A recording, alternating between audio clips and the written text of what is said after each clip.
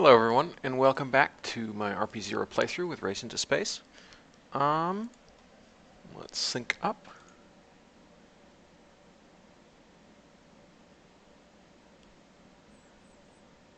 So, looks like Sound and Fury hasn't reached Venus yet. That surprises me greatly. That does surprise me greatly indeed.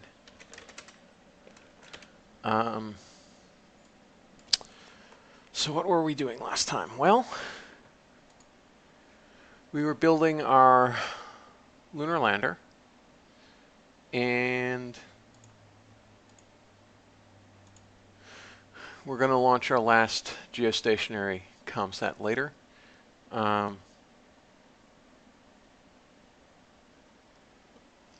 first, we're going to get that launch pad.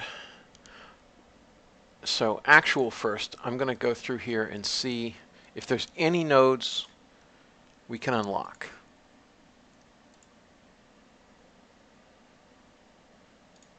Why is it not there? Pretty sure that was already unlocked. That was unlocked. That was unlocked. This was unlocked. This was unlocked. This was unlocked. This was unlocked. This was unlocked. Get our highlight back. I think this was unlocked. Right. So I'm going to unlock this. That'll give us 1 point. But I'm fairly sure that there's literally nothing else that we can unlock without the new R&D complex.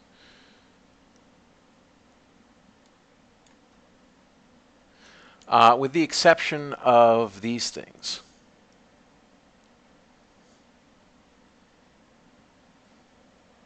But I don't think it's worth spending science just to get upgrade points. Actually, okay, so this is kind of a toolish move, but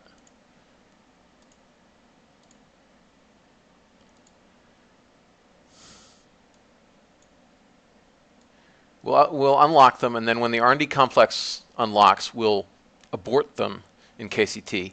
We'll lose the upgrade point, but then we will immediately be able to unlock these more expensive nodes and get the upgrade point back. So we'll end up with a little bit more. Just how much is a little bit more? Oh, I hate how that always disappears. 2. Holy crap, that's a high amount of science per day. I didn't realize I chucked that much in. Yeah, so we're about to reach like kind of a takeoff point. Wow. Especially when that complex unlocks and we get half again our research rate, if memory serves. All right, so I guess we can go fly our lunar landing. No harm in that.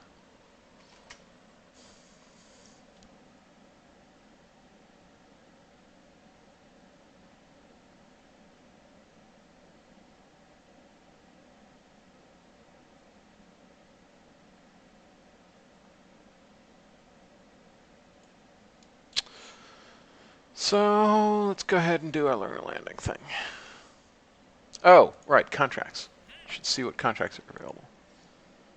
First, docking. Well, we know we're going to want to do that soon, so we might as well get the money now. Venus atmospheric probe. We could do that with a flyby probe. Oh, it doesn't require a new vessel. That's interesting. Pap, was that intentional? Are you here, Pap, first of all?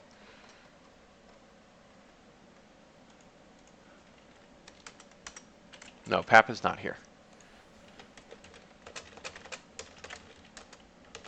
Let me just ask him.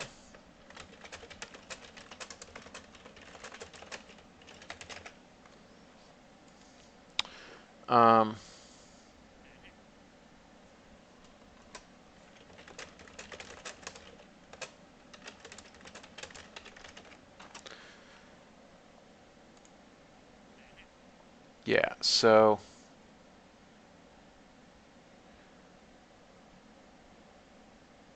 All right, that's fairly easy because that just means enter orbit, because obviously your perisither is going to be lower than that because you want the lowest one you can possibly have to get the most advantage.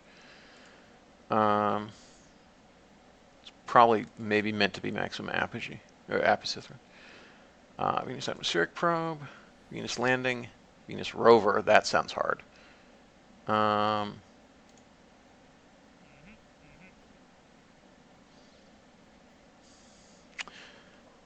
right, so we'll take that mission later to get a little bit extra money with our docking mission.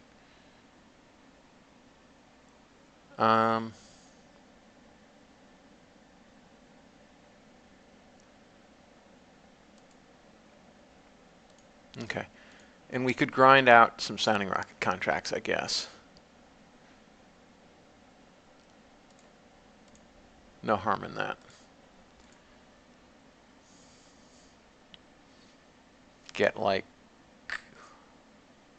I don't know, $4 or $5 million out of that. All right, so let's go ahead and do our lunar landing.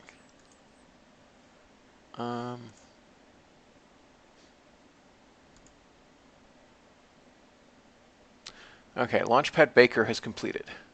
So we now have 2 launch pads.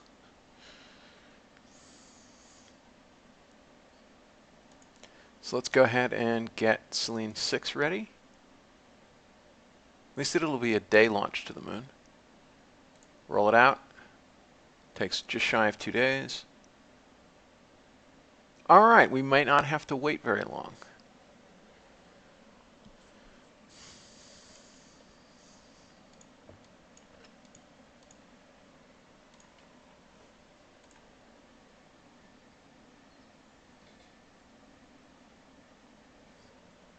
Come on. There we go.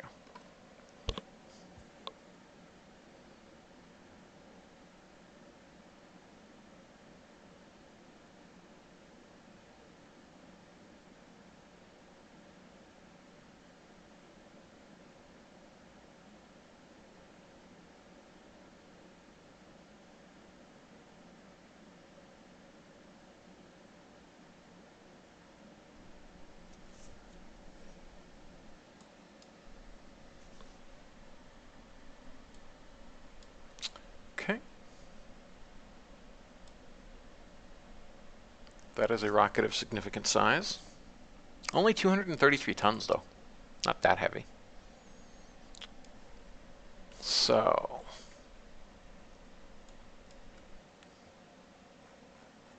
where are you, Moon? No, whoops, we went too far. Moon, set as target.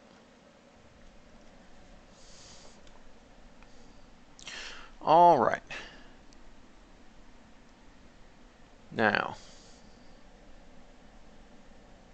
let's check the delta V's involved. 4162 plus 4264 plus 4309 minus 3250. It's 9485.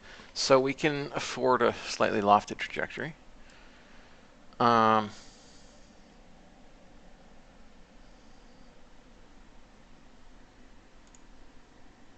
5 hours to launch.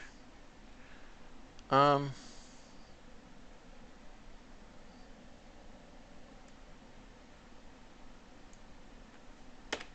want 140 there. We'll see. Hope I'm right.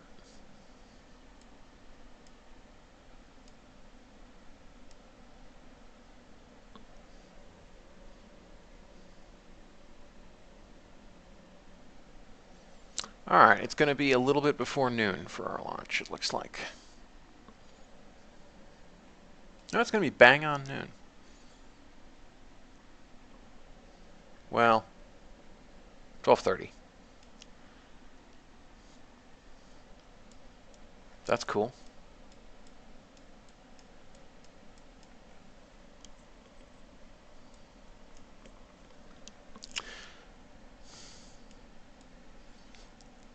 This is basically half a Saturn 1 for a stage. just made with lower tech, but the same kind of central tank and then extras.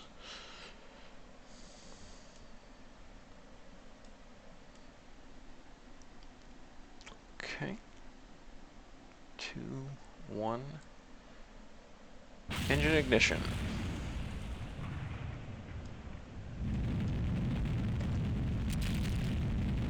Up we go.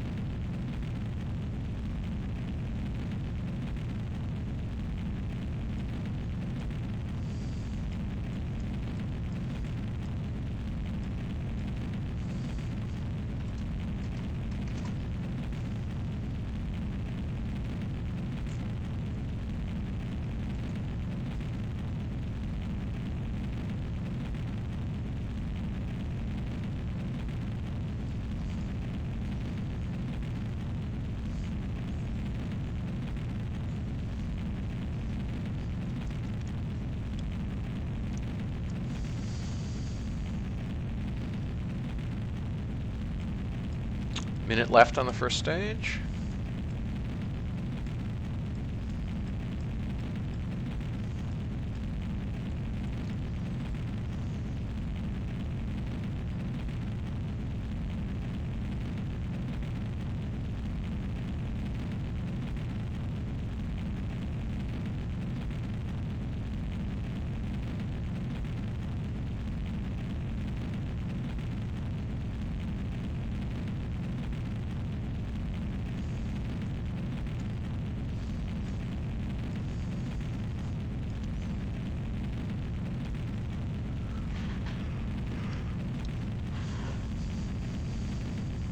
He doesn't.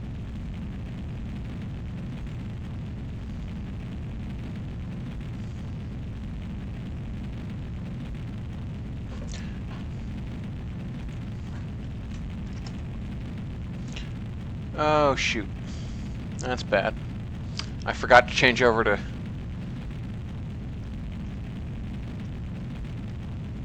that.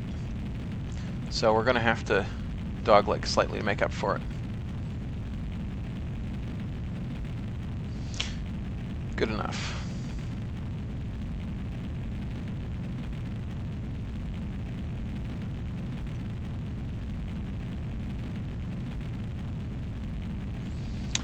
Good enough.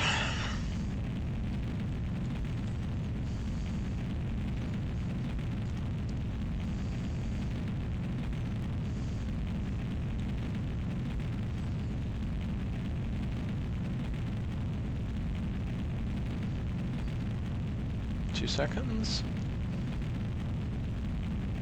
Cut off. Retro and ullage. Upper stage ignition.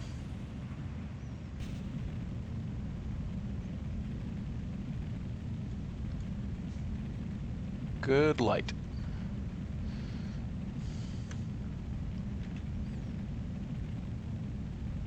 We're going to pitch up slightly because we're going to go for a fairly high initial perigee, I think.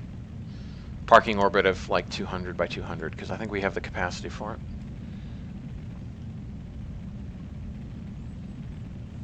We're not going for one of those 150 by 150 jobbies, that's for sure. All right, we're under 2 pascals. Dynamic pressure. Let us ditch our side fairings. And there the whole shebang is.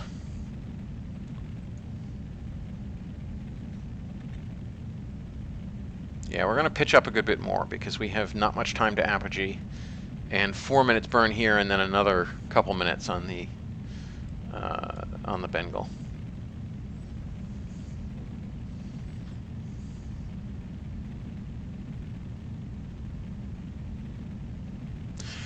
Pap, it can't be their first launch to Venus. Oh, right, it can be.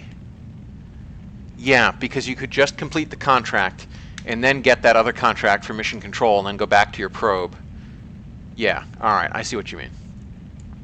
That's a way to let your first launch to Venus be an atmospheric probe without having the contract unlock. So, makes sense. That makes sense.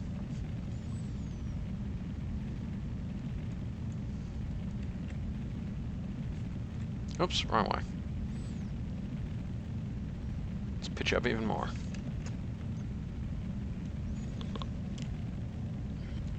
Gravity loss is mounting quite badly.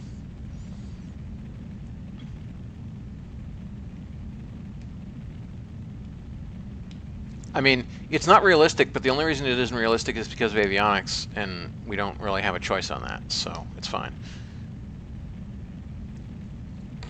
I mean, you wouldn't get that kind of accuracy at that point in time. But that's not here nor there with regards to contracts. Huh, only now it says you joined. That's hilarious.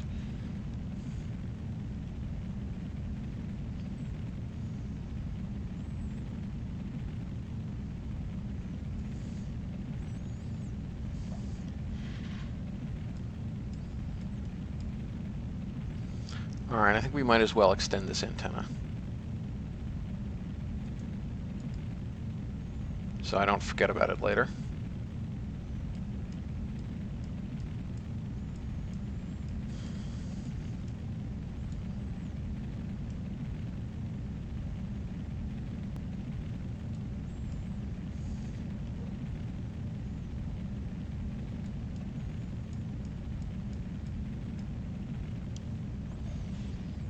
That's some high gravity losses.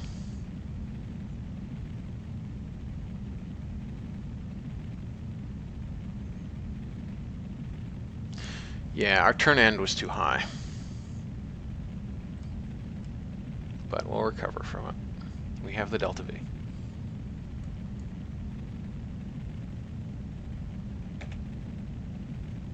Pitch down a little bit, lower our steering losses.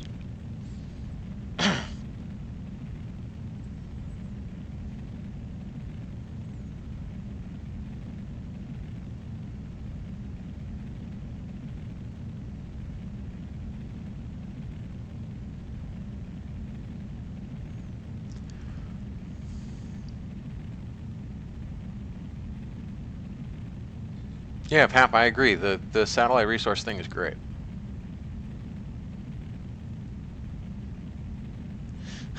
And that would be pretty cool if it told you what each engine was in the stack. Right here.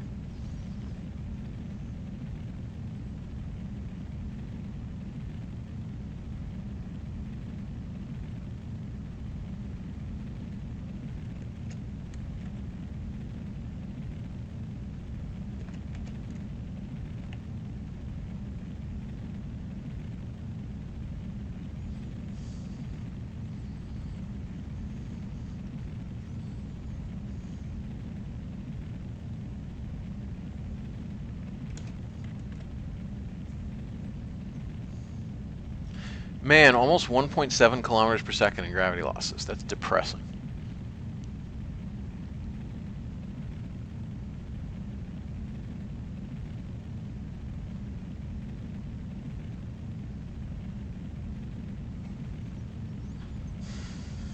All right. RCS to on. To prep for staging.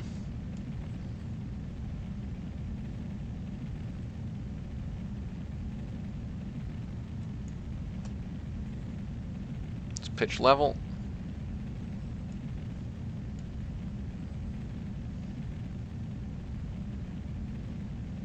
We're going to be fine. We have plenty of delta V.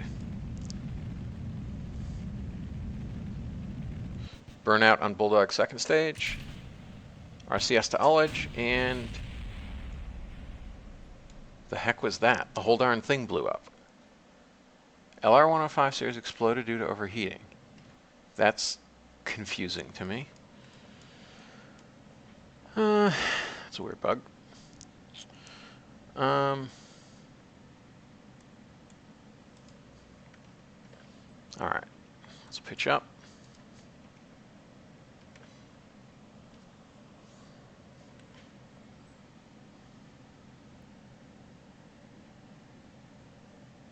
Oops, we pitched up way too far. We do not have a lot of hydrogen, but that's okay. We don't have to spin up because this will be guided. Happily.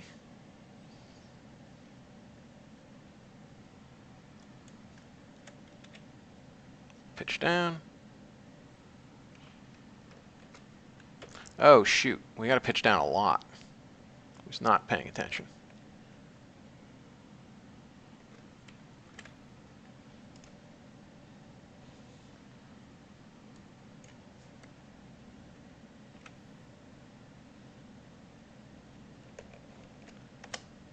Okay. Now we can come level.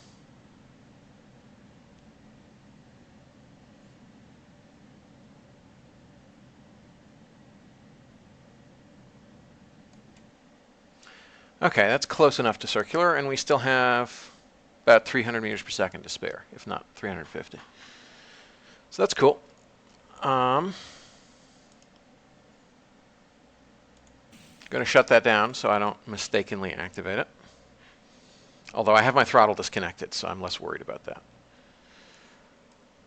Well, no, it's not disconnected, but KSP doesn't know it exists. This is the XLR81 from SSTU. This is not Saab's. I didn't think Saab had one. Does Saab have one? That's interesting. Didn't think he had one. Ship engines.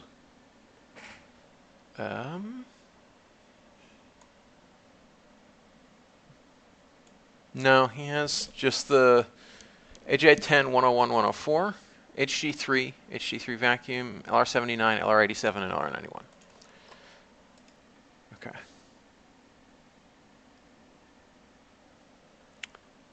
What do we get? Oh, sounding rocket medium. All right. Now,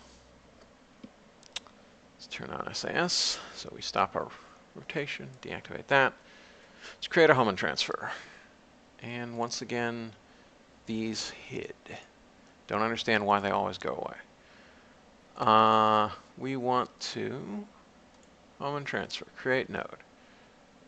In 1 hour and 18 minutes. All right, so almost a full revolution, but happily, nothing will boil off, so it doesn't actually matter. All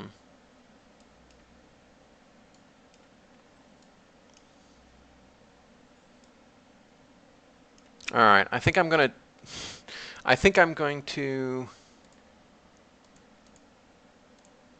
assume that we will overburn, basically. So cut that a couple meters per second short, and then we'll try to push the stage into the moon so we don't have a spare stage hanging around. Let's line up.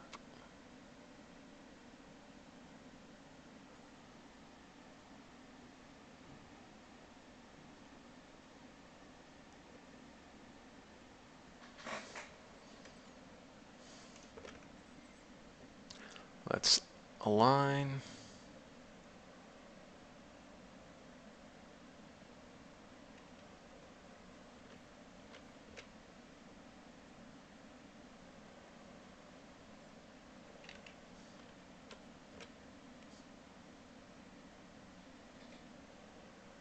Wait until we're back in comms so we can lock in the heading.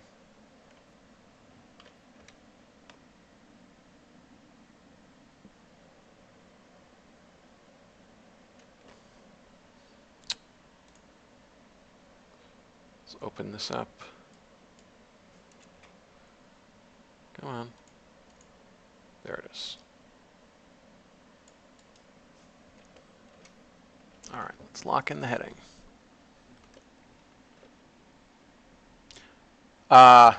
PAP, nope, so that was simulating it yesterday, but it worked flawlessly. Well, not quite flawlessly, because it didn't have quite enough hydrazine, and could have used with a bit more control authority. But yes, it re-entered flawlessly, although I ditched it in the water, and something gave me a 1 km/s boost when I hit the water. So that was weird. And then I actually launched it into space on my Curlew, which is basically an R7, and it got there fine. So I'm ready to fly the actual thing. And it will be the first human being into space in that career. And then I'll switch over to your tree and restart.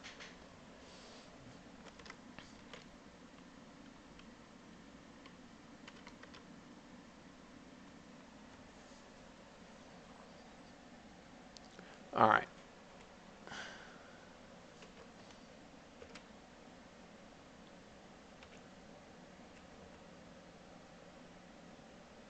Come on, give us some comms.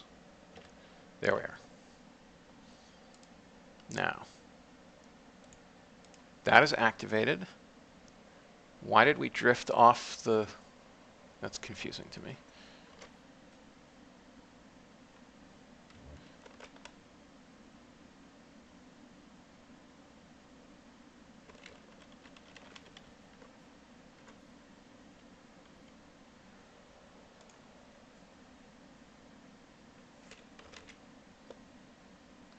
Okay. Let's see how this works.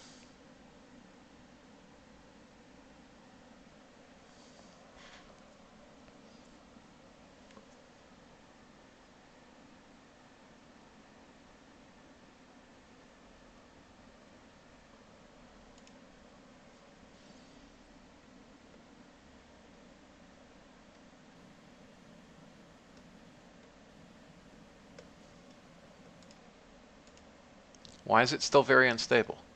There we go. Oh, it's a heavy stage, I guess. All right. Well, that used a lot of hydrazine, didn't it? Okay. Little itty bitty baby pulses until we light.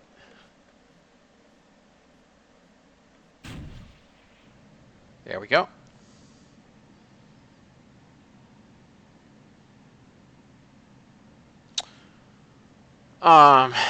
PAP, I'm a bad man, so I generally make my changes directly to master. So I only have one. But with this branch situation, generally I would actually not be playing anything actively if I were seriously rewriting stuff. But given that I'll have to keep playing this career for a bit, I'm going to have just 2 KSP installs. One locked like this, and one for the tree tests. I mean, I could get away with 1 KSP install and then some batch files to swap them out, but I'll never remember to do the batch file before I launch KSP, and then things will get messed up. So I'll just have 2 installs.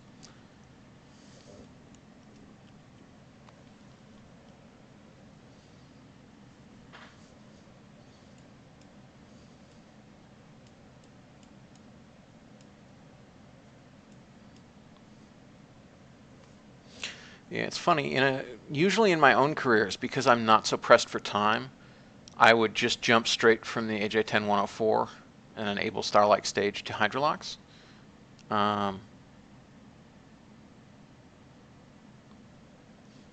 They said yes. If you could fix the plume on that, that would be great. I never remember to.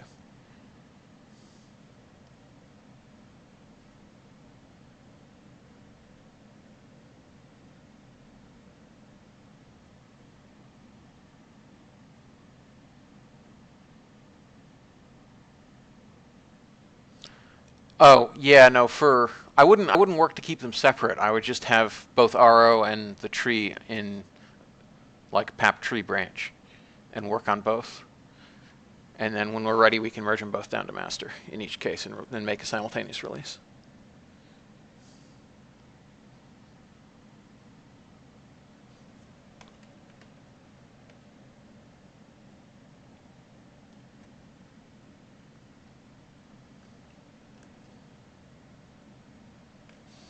Funny, I just realized this lunar lander looks vaguely Soviet, actually. This stack. A lot of spheres.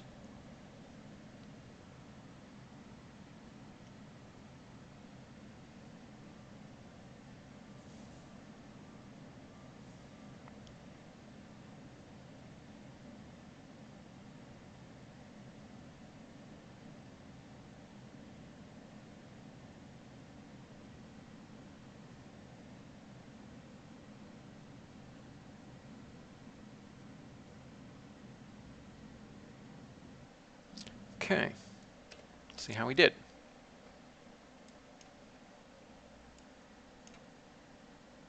We got quite close. So we'll finish up on RCS.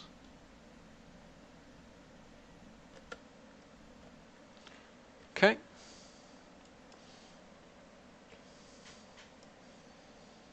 Now we will go ahead and decouple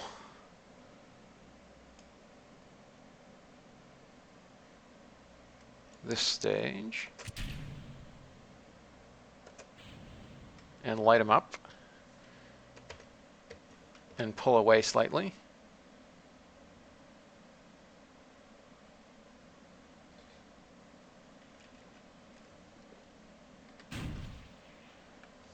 There. Okay, now, where do I want to land on the moon? That's an excellent question.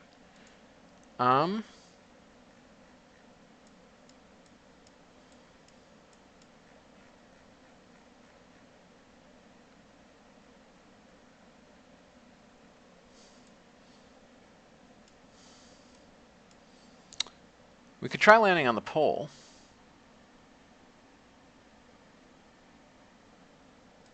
We could try landing on the pole. Will we have comms? That's the question. If we time it right so that Selene 4 is overhead, we'll have comms.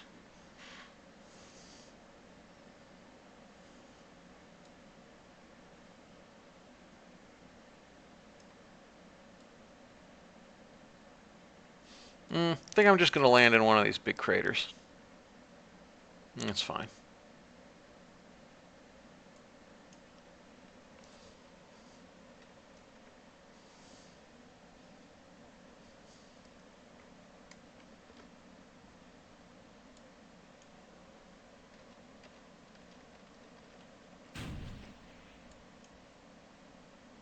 Oops, that was too much.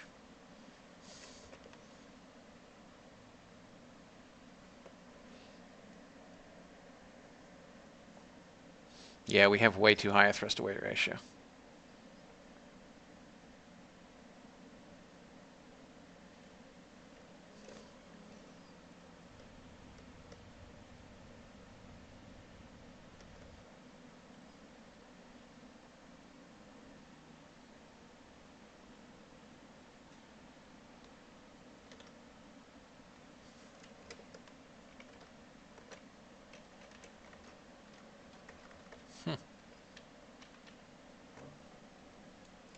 What is going on here?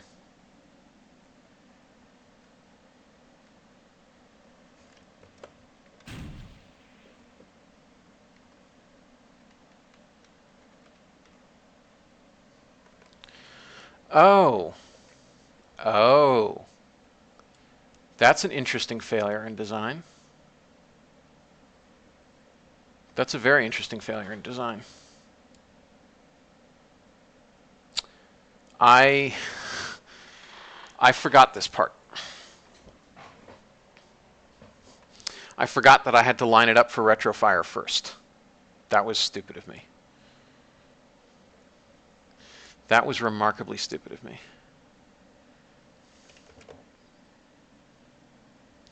So we'll just spin around a lot.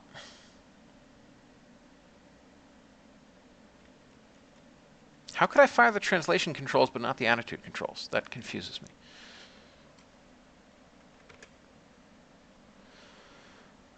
Whatever. We'll use what we got.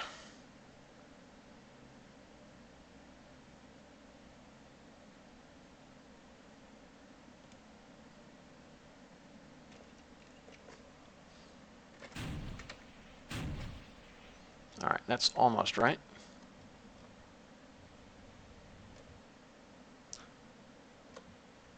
All right, that's an acceptable insertion.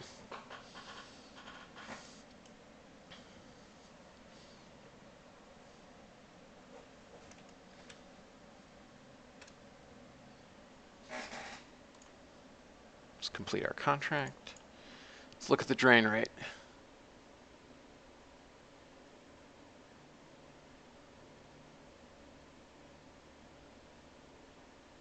Pretty good.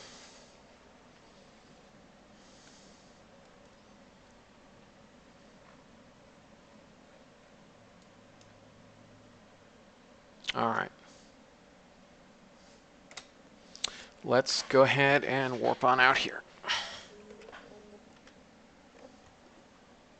Oops.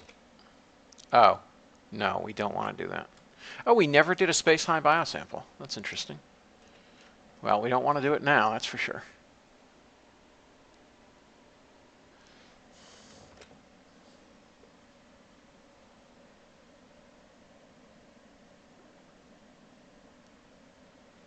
Yeah.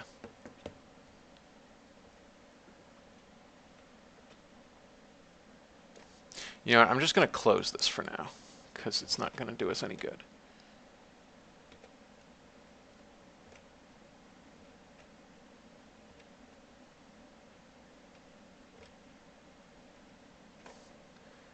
Okay, and there we are.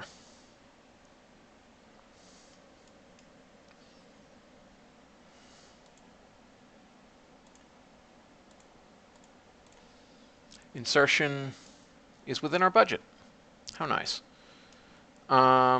Let's look at our trajectory. Is it going to pass? It is going to pass over a very nice crater. And yes, they are indeed called the Maria.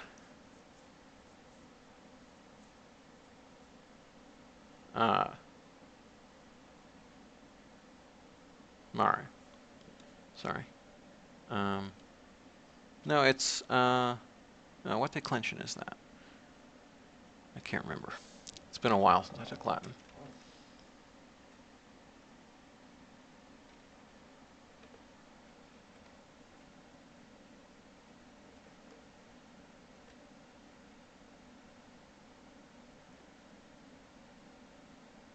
All right, so we're going to get rid of our stage. It's going to impact the moon.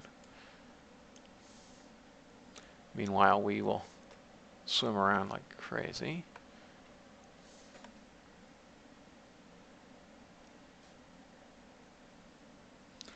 $14 that's a long time. Yeah, we're coming in very slowly. This was not a fast transfer. It's a minimum energy transfer, pretty much. Well, I mean, not really. But you know, for patched conics, a minimum energy transfer.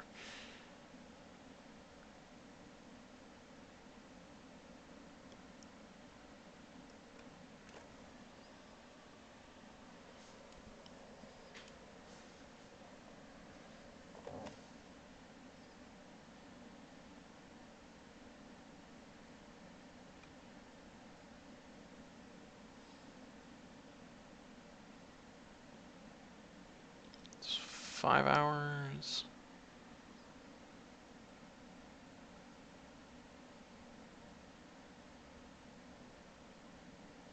Three hours.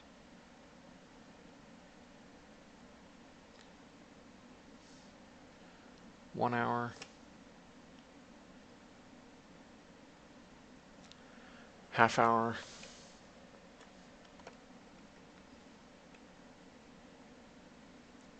$20 minutes.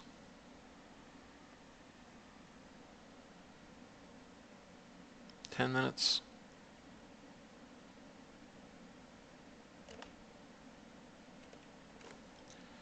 All right.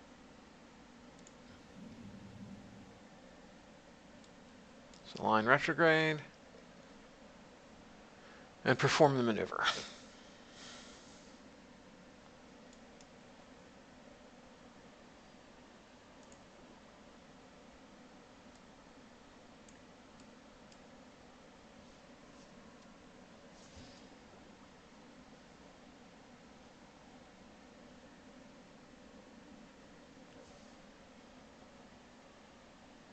Go away. All right. AO3TKS, great. I'm glad you enjoyed that series. That was a fun series to make, and it's made to hopefully help as many people as possible. So I'm glad you enjoyed it.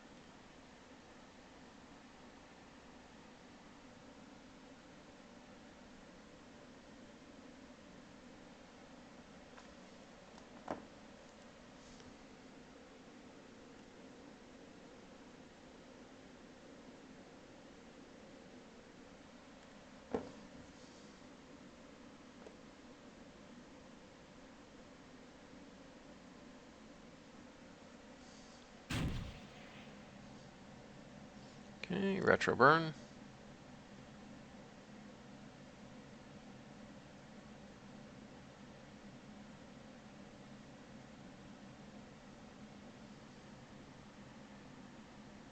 Pap, I did decide no sample return. This stack was already just about at the limit of that launch vehicle, as you saw. If I tried to do a sample return, it would have been rather heavier. I mean, even a film return is going to probably be about 2 tons. Maybe 1.5 tons. So yeah, tragically I had to, I mean, I took the sample return contract anyway, because I'm going to do it anyway, but yeah. That'll be my flight tests for the Hydrolox launch vehicles that we will soon be acquiring, and we'll need to actually run tests on before we stick a human being in them.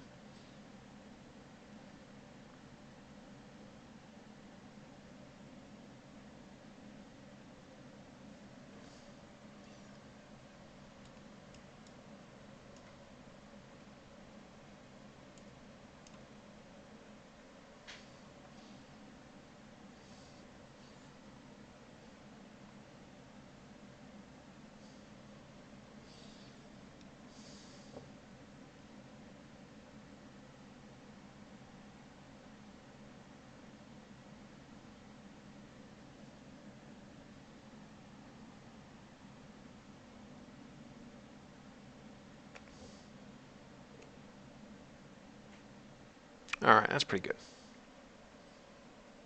It's pretty good. Now,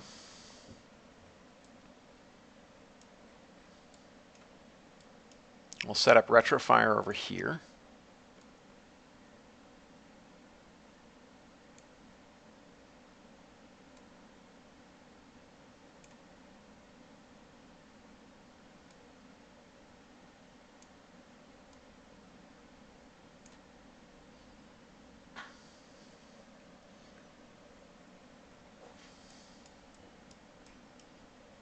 All right, now.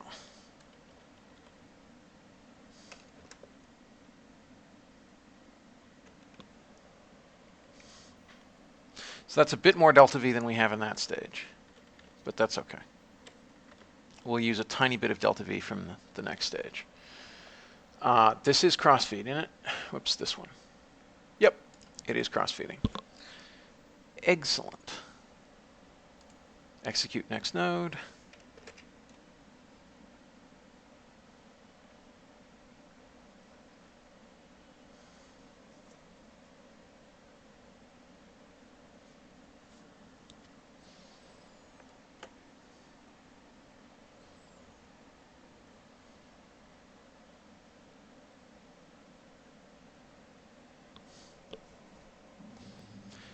Yes, now the major advantage of using the 1 kilonewton thrusters in this instance is not the specific impulse, although it's nice because it's bipropellant, but because they don't require ullage.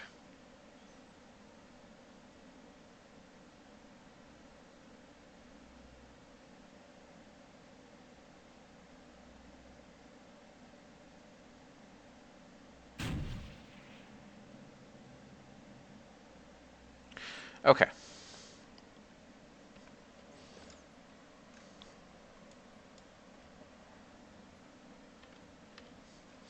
Now we're going to flip prograde, which will be retrograde when we get over there.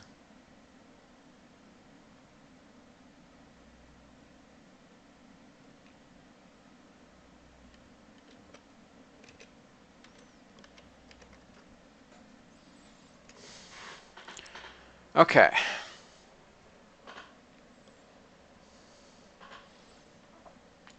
Now, we're going to warp to about here, I think.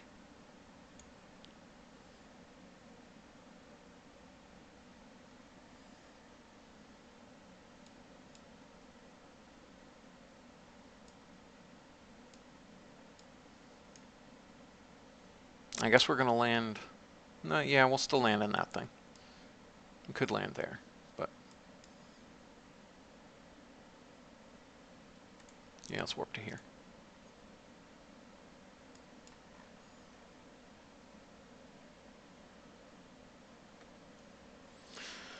Look at the moon below us.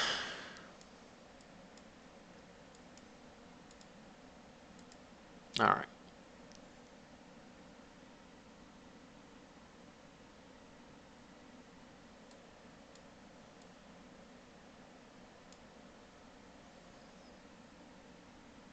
We're at 13, 12, 11. We're getting fairly low. Are we going to clear that rise? That's an interesting question.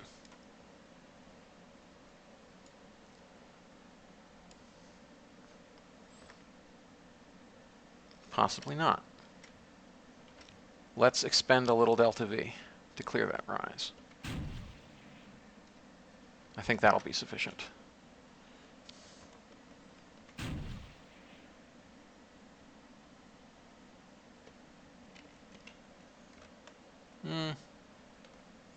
Maybe not.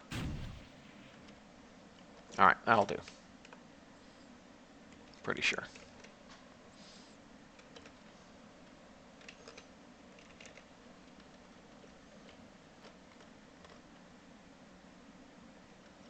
All right, that's close enough. Now, I mean, we could just land here, but I was planning to land in that crater, so we'll still plan to land in that crater. So watch our true altitude like a hawk. Make sure we clear this rise okay.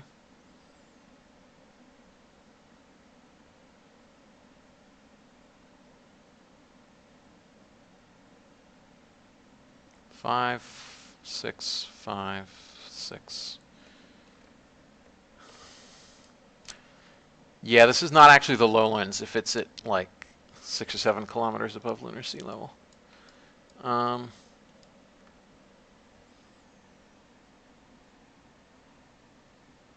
PAP, you definitely try to kill both together. Because if you kill horizontal velocity first, then you just experience gravity losses as you go straight down. Ideally, so the ideal lunar descent is you place your your periselene precisely on the lunar surface, and then literally a millisecond before you hit it, you fire everything at once and break to a complete stop. Anything else than that, anything other than that is going to be slightly less efficient. But the way you try to keep it as efficient as possible is you try to keep the horizontal velocity up as long as possible so you don't suffer gravity losses. Because think about if you killed your horizontal velocity 50 kilometers, then you have to fall all 50 of those kilometers accelerating and then break away all that velocity that you mounted up as you fell.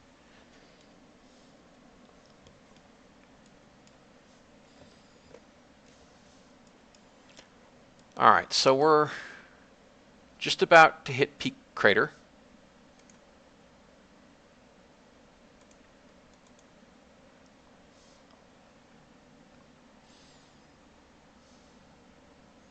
All right, I guess I was a little conservative in terms of altitude. I could have shaved a few more kilometers off this.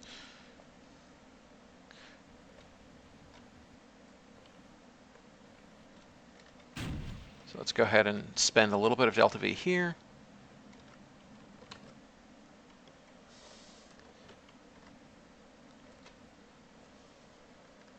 Come on, turn SAS off. There we go. That stupid delay. Now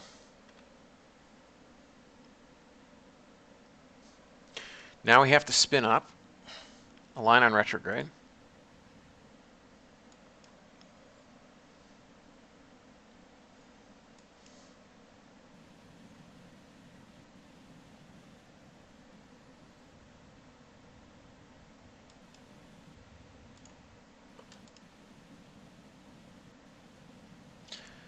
And cross your fingers that this works as expected.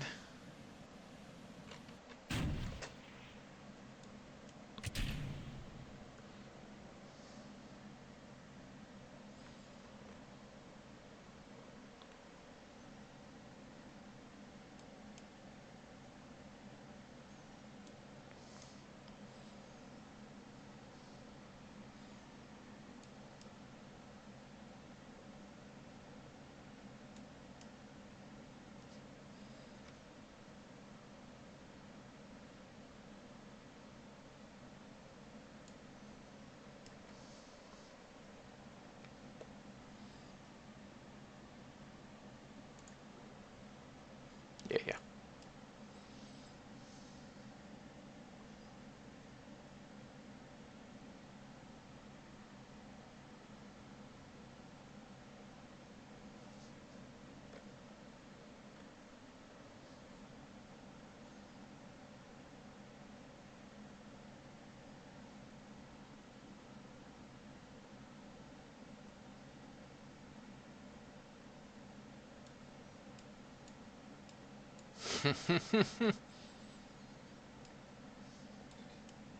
30 seconds.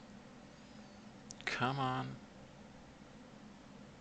This is going to be tight.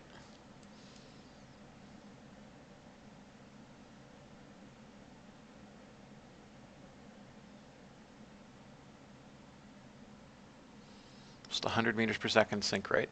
Not awesome. 10.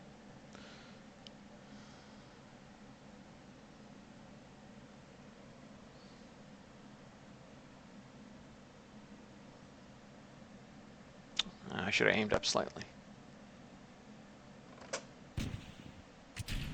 Okay, now surface, SFL minus.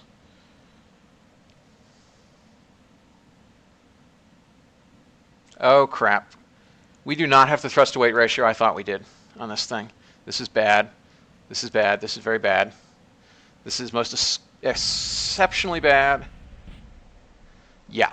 All right. Well, I thought I had a higher thrust to weight ratio than that. I did not. That was very bad. Okay.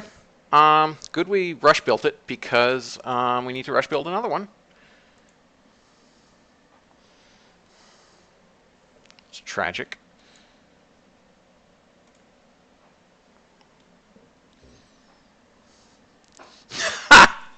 Pap says lunar impact mission is a success. Yeah. All right, well, that was a design failure on my part. That was definitely a design failure on my part. Where's the VAB? No, that's the launch pad.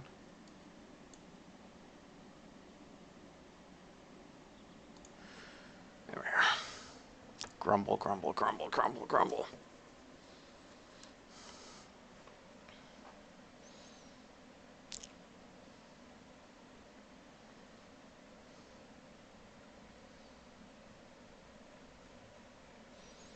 All right, how much worse will our delta V be if I just put a thruster on there?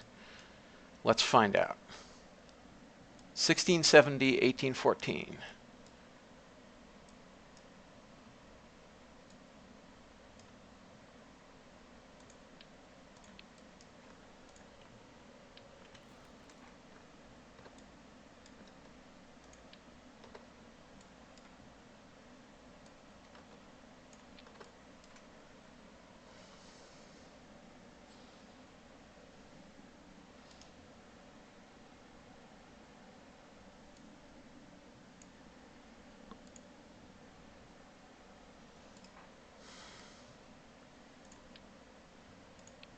Also, there's the fact that, like, these no longer touch the ground.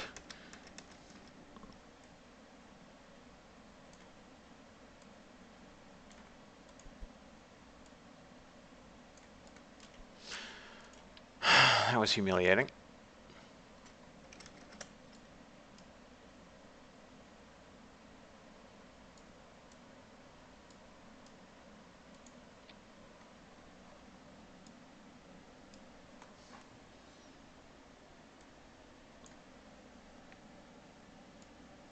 Okay, that barely changed anything at all.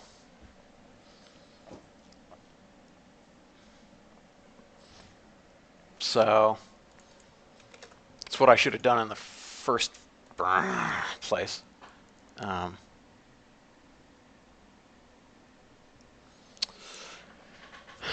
Yeah, I did not count on having that low a thrust-to-weight ratio.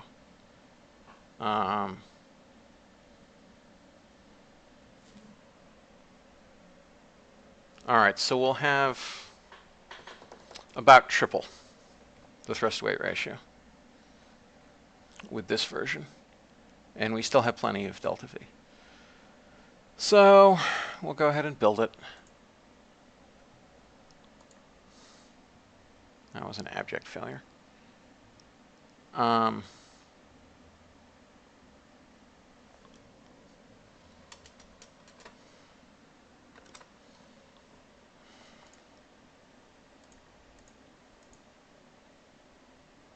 And we're going to have to rush it a crap ton.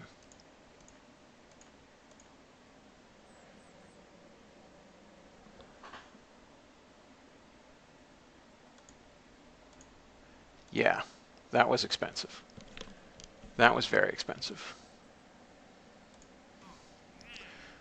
Take some more sounding rocket contracts, though.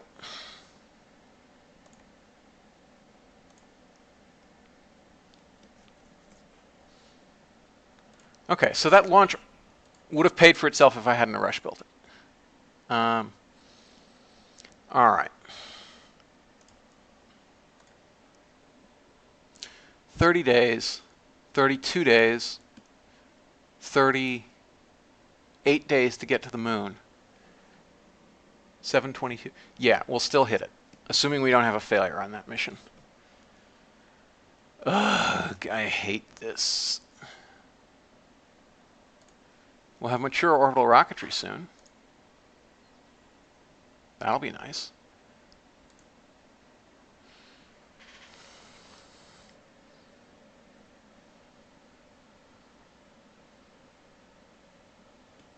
Yeah, we might fly Halo 3 with a new launch vehicle then.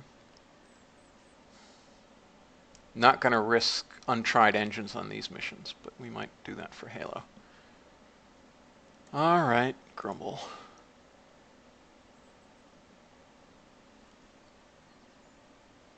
Roll it out to the pad.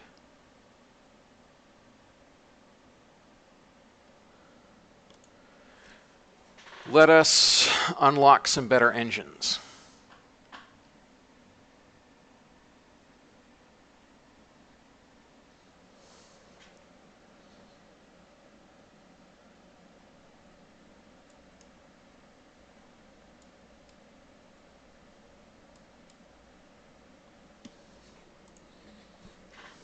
Okay. Totally going for the H1 now. Huh, the entry cost modifier should have...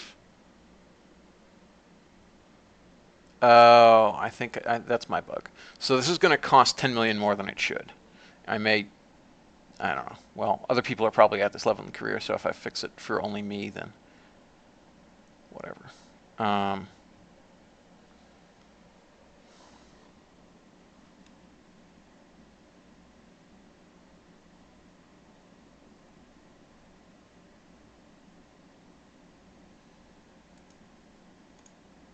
All right, we'll get the Agena D.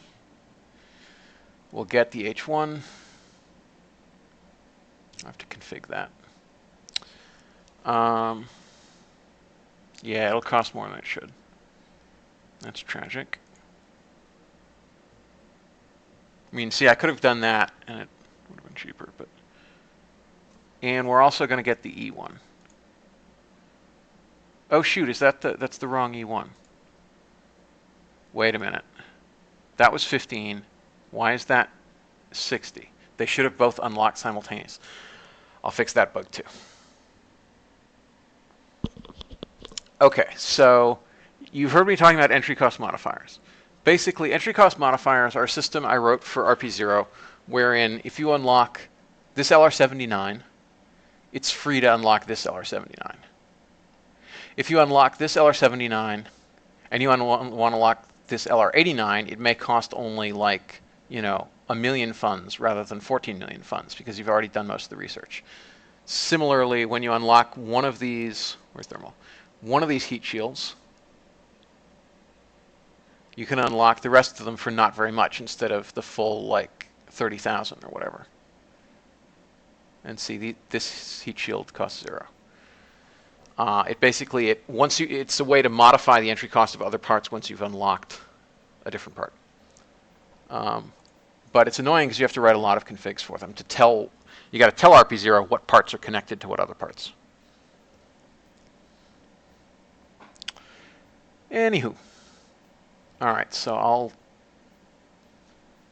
60. All right. So I owe myself 70,000 funds.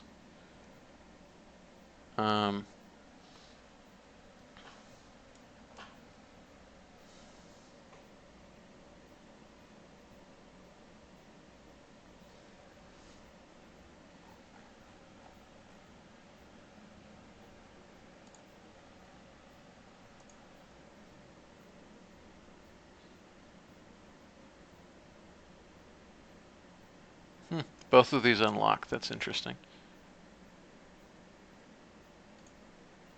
We'll unlock that one.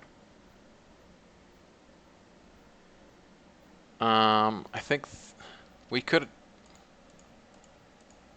Well,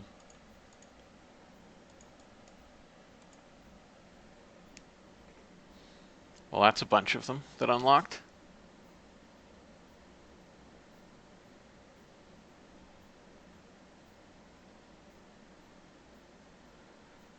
Wait, could we have been using these earlier? That's annoying. I was always using the base config. Maybe I could have used the others. All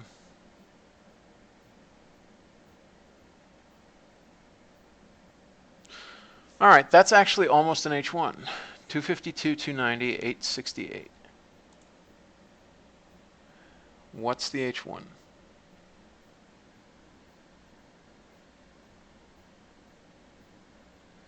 All right, so about 80 kilonewtons worse, and worse vacuum. This has, the 79 had better vacuum specific impulse and worse sea level specific impulse. All right, anyway.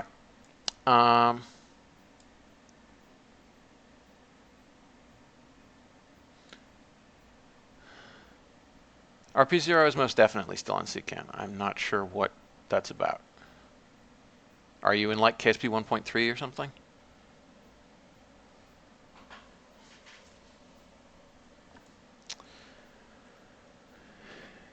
And oh yeah, let me plop out that Agena engine, because Agena D. Let's verify that we have the right config for it. We can get this one. So this was 71 versus 71, 291. So we could get 15 ignitions instead of only 2. That seems worth every penny, frankly. All right, so I owe myself 70,000 funds. Let's launch this other lunar mission. Pap, congratulations.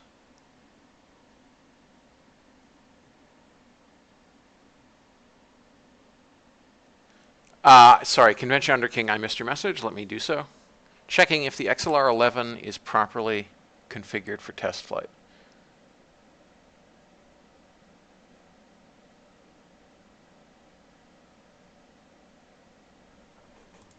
I should have access to it.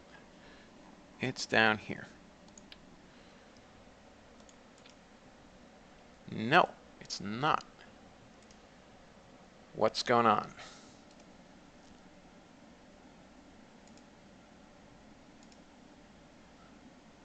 XLR11. XLR11. Yeah, it has a test flight reliability engine cycle. That's weird. Is the config named different? No, the config's named the same thing. All right, so I'll look at that when I quit.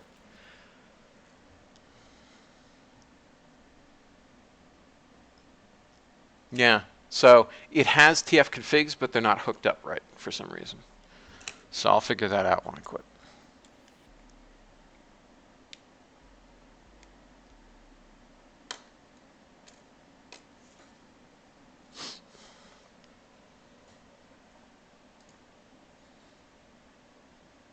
All right. I owe myself 70,000 funds. Let me not forget. Actually, ooh, can I just fix that here? Probably.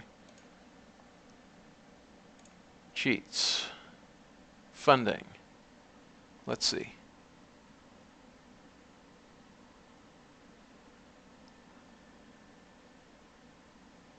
I have to hit this 70 times. That's obnoxious. I could do that and then 30. I guess I'll do that. So what's 698,821 plus 70,000 is 768,821. Nope, wrong way.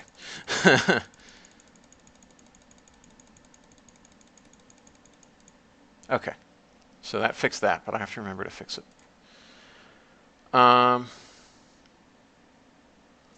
Okay, let's go ahead and launch this. And I'll fix that entry cost modifier. It actually, I may owe myself more like 74, but I'll take 70. Because I have to figure out what I set the entry cost modifier for the other LR79 to H1 jump.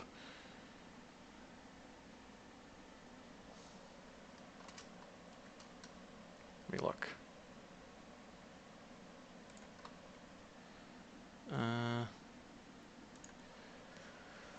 Entry cost modifiers. H1. They all get tagged with H1.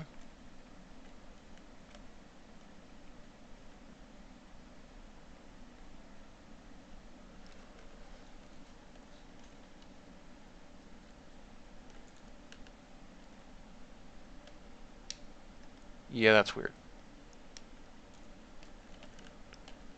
Okay, that got broken is what's going on. Because it used to include the LR79s and now it doesn't. And so I actually owe myself another 10,000 because it was a 20,000 decrease, not a 10,000. Well, I'll fix that later. Okay.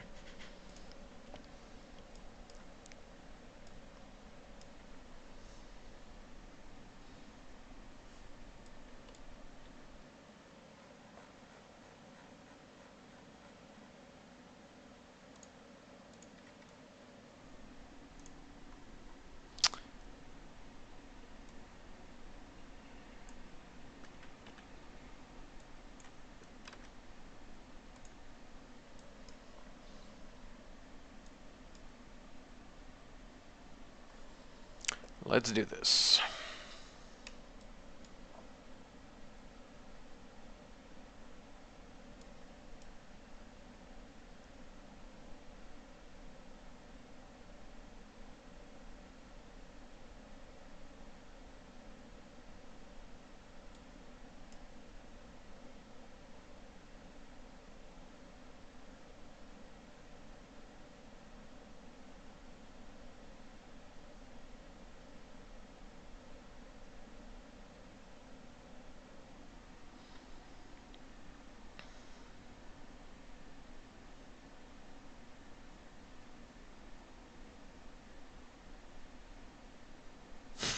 Hmm.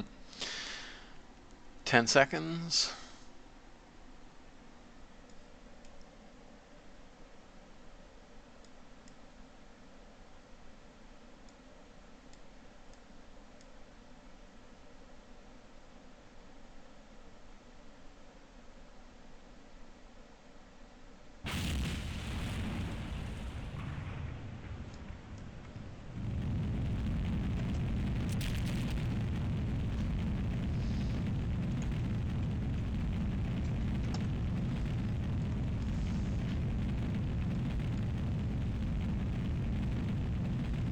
up we go. Let me, while I'm waiting for this to launch, I'm just going to take a quick peek at the XLR-11 and see what's up.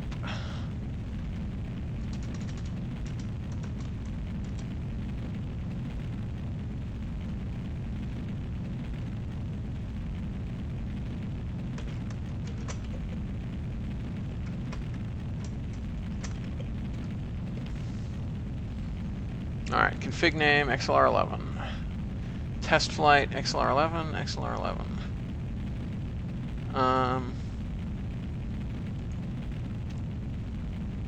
Oh! The test flight config says XRL, not XLR. That would explain it. Because I don't want to change the file in progress. Pap, can you fix that and commit it to RO master? Because I don't particularly want to change it in flight. Not that it would reload, but just I'm worried that Git will have a cow if I try to push at the moment.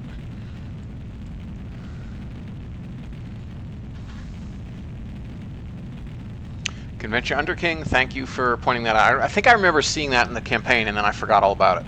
But yeah, it's because it's XRL in the test flight config instead of XLR. And literally none of us looking at it in the VAB in the module saw that. But happily I saw that looking at the CFG. I guess the text was clearer or something. So that explains it. That definitely explains it. Alright, so my to-do list is entry cost modifiers for LR79 to H1. Pap, how much exactly do we care about having whack clones of those parts? Because I was going to do it this weekend, and then I thought, do we really want to duplicate parts that you'll only use like 3 times? Because really, you're going to move out of... Given the new tree, you're going to move out of the start node in like 2 weeks. So I'm not sure how much point there is having those clones then.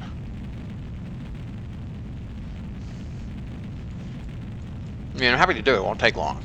It's just, it's more a clutter issue.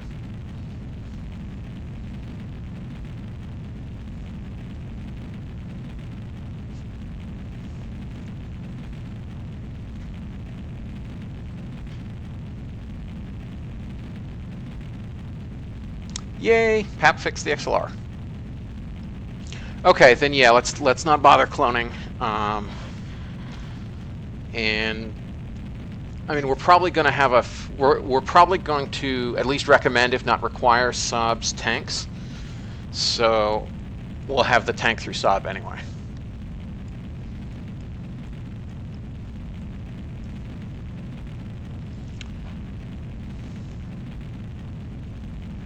All right, so what I actually need to do this weekend is do the difficulty presets.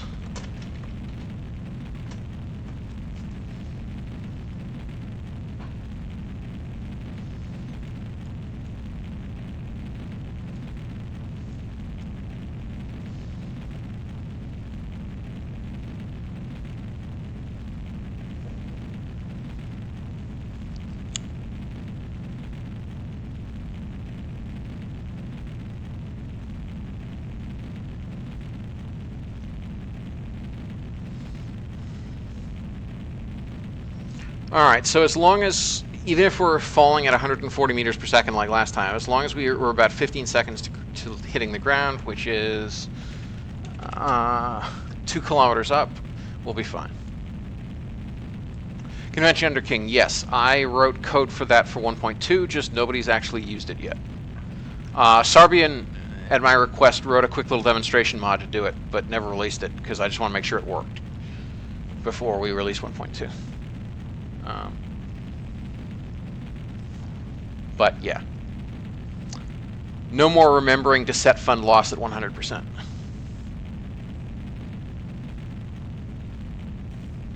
Oh, son of a gun. That's obnoxious. Well, we'll make do.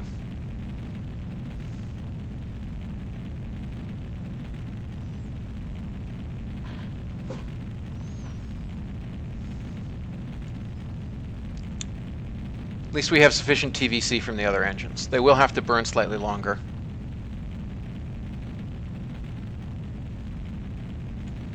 going to insert into a lower parking orbit, that's for sure. But we did have 300 plus meters per second spare before, so we should be okay. We'll see.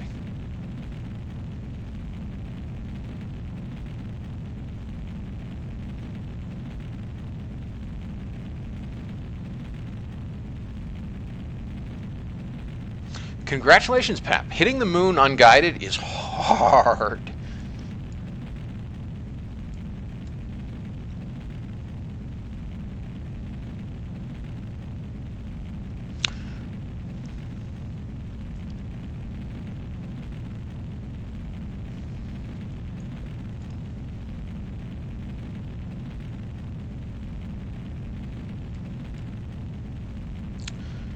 Alright, so our gravity losses are a little higher than usual. Retro knowledge, ignition of the second stage.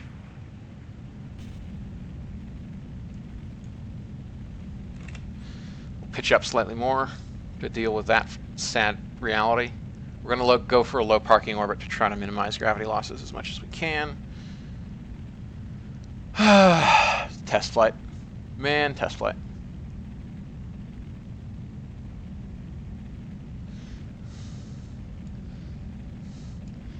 All right, fairing set.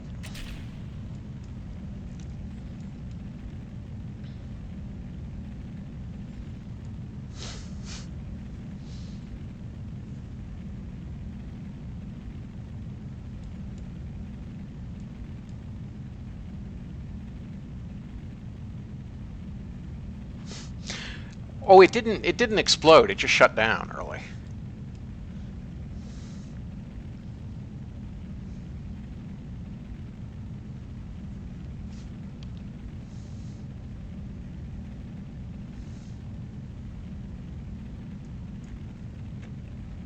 Pitch up a little more. Trade some steering losses for altitude. Is Bang 991. I've been using it this entire series, and it's really pretty simple. You don't, other than remembering to hit deactivate there, you don't have to remember to do anything. It just does everything for you. It persistently rotates you. That's what it does.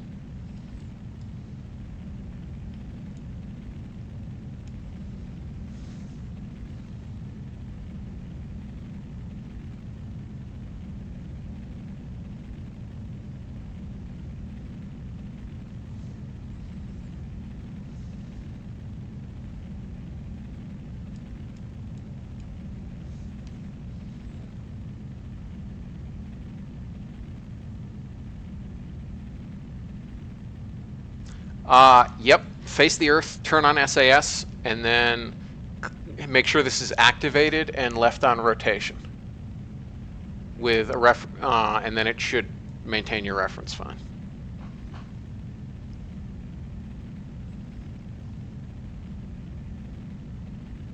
If you have SAS on and this activated, like this, then it will maintain your rotation in azimuth and elevation rather than in absolute terms. Which for me is bad. I always have to remember to hit deactivate because I want to orient in absolute terms towards the node and then warp towards the node and not have myself spin. Alright, let's pitch down a little more.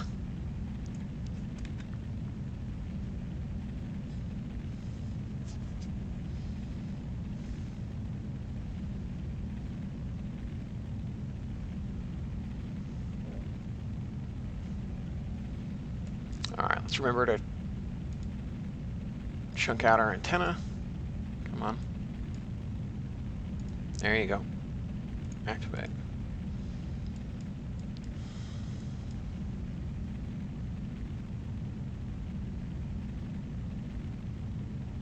Convention under King, that's...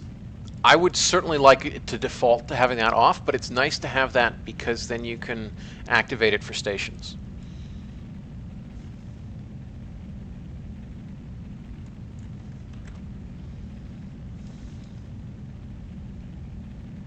But yes, in 99% of the time, you're going to have it deactivated. We like absolutes in RO.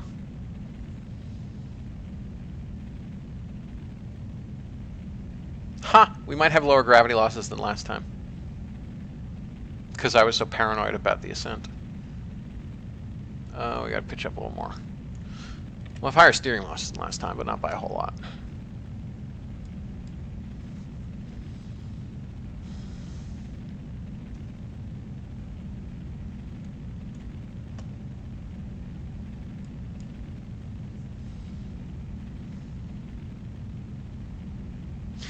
They do, yes. But that's not... I mean, it's nice to at least have the orientation model, even if we can't model the station keeping. So I think persistent rotation may be set to allow spending something for having that ability. I'm not sure.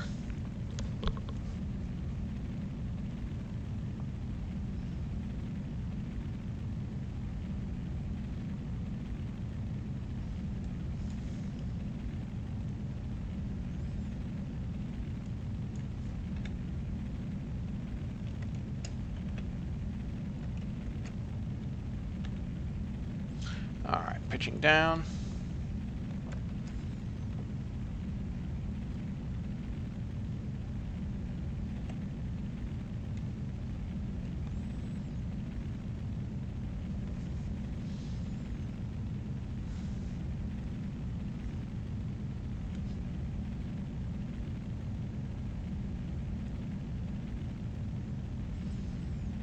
All right, assuming I don't screw up again, and assuming Agathorn doesn't kill me, we might just make it.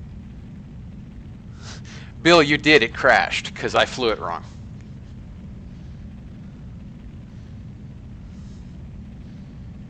Crashed about a minute before landing because I didn't have as much thrust as I thought I did.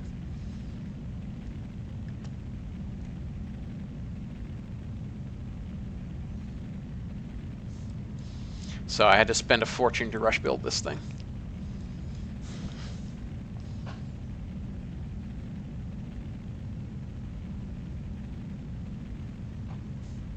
RCS to on, 2 seconds to second stage cutout. Okay, and ignition.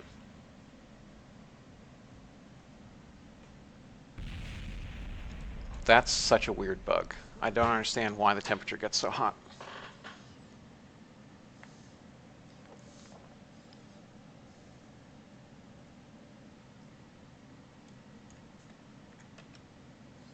All right, we're going to pitch down a little bit. Yep, lower gravity losses than last time. That's hilarious.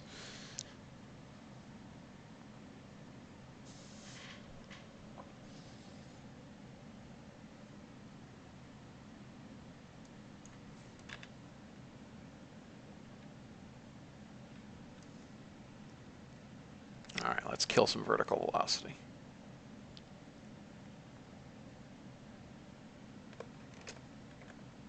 Let's kill a lot of vertical velocity.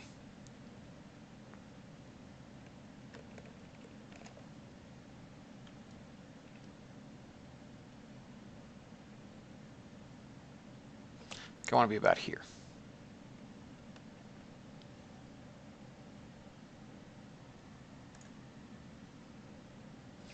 Yes, I do.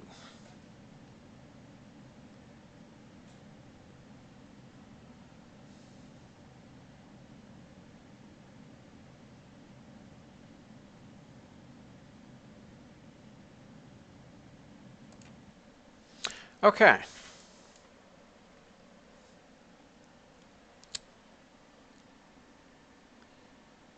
This is basically a Gina B, yeah. This is basically a Gina B. Okay. Home and transfer.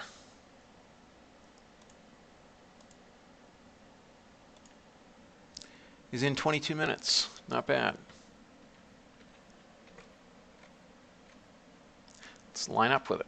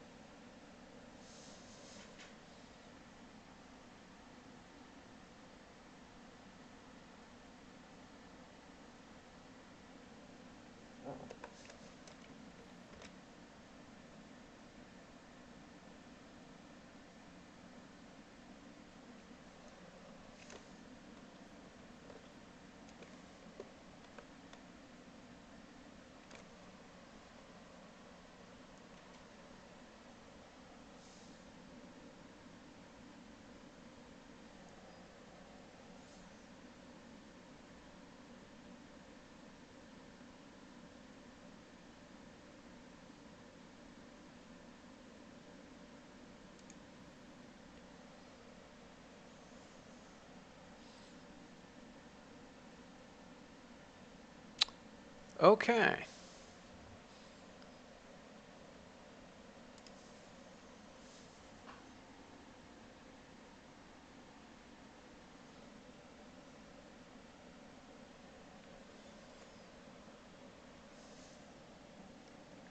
Yeah, we're over 5 tons wet. All right, so RCS to ullage, and now it's very stable. That's better. Now we just pulse until ignition.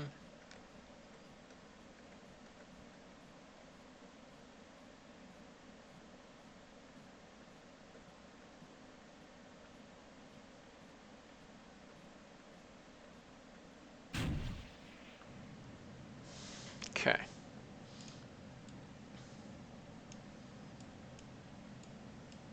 Despite that first stage engine out, we're actually going to end up with the exact same delta V budget as last time. So that's nice.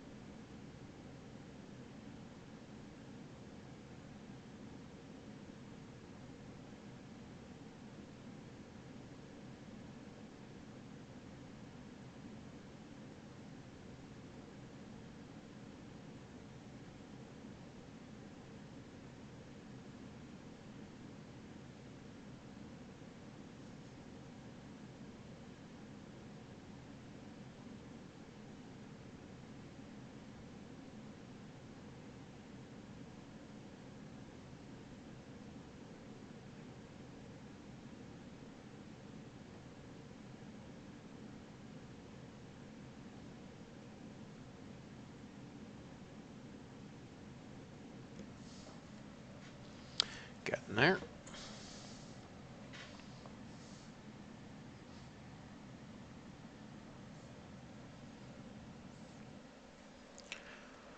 All right, let's check.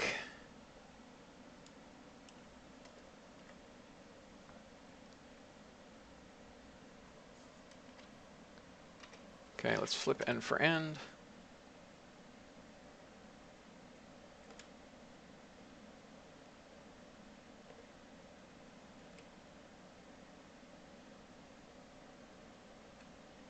Why did it just come out of warp like that and lose our angular velocity?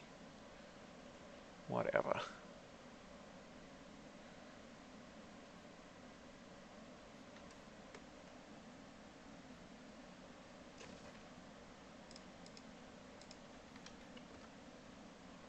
Okay.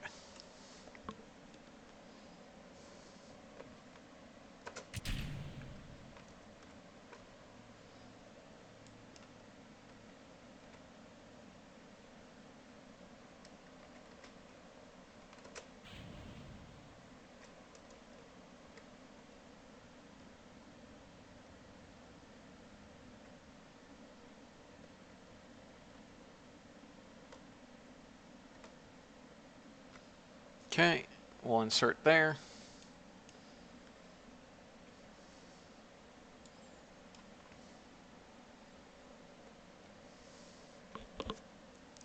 And it's in 5 days.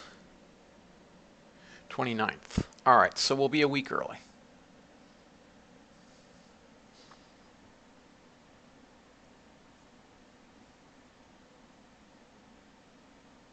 Oh yeah, no, everything kills warp. It's just that usually persistent rotation will reapply your rotation when warp dies, and that time it didn't.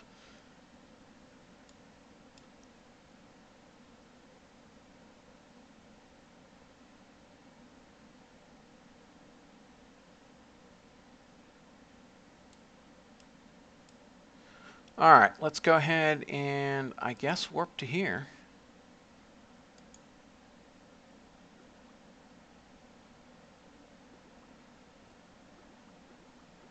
Oh, go away. Okay. Yeah, it's a month later, so our... Well, I guess we can land there. Know what that is? We don't have any good craters to land in. That's sad. Sad, sad, sad. Selene 6 is landed. So wait, why did we relaunch? Oh, so that Selene 6 we launched before should have been called Selene 7. So we actually did do a Soviet thing where this should be Selene 8, but it's actually Selene 7 because Selene 7 failed. Whatever. We want to circularize at perigee.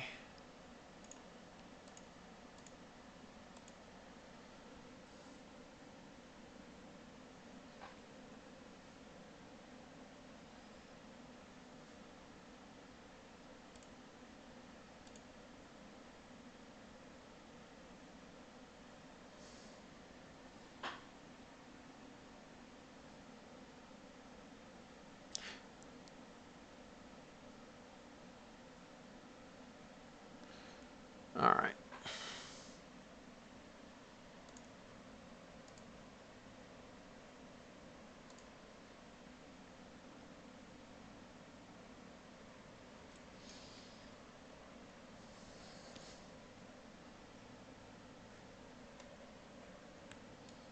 Okay, we're going to insert on the dark side. Not the far side, just the dark side. See if there are any good spots to land in. Meh.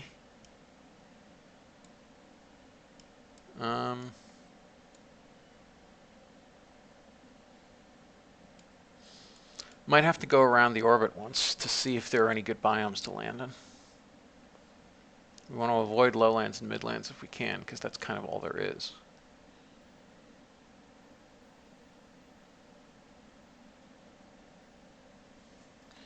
Why did MechJeb take us out of warp so early? It's weird.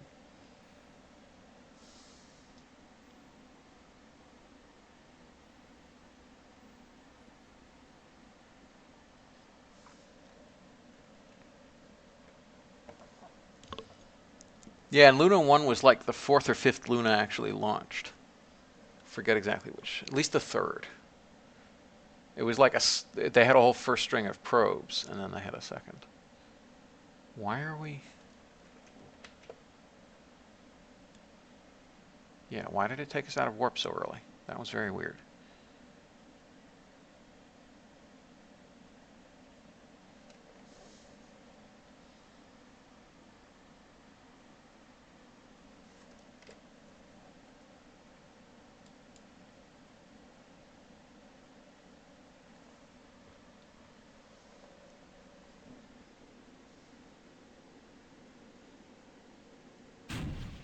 Okay.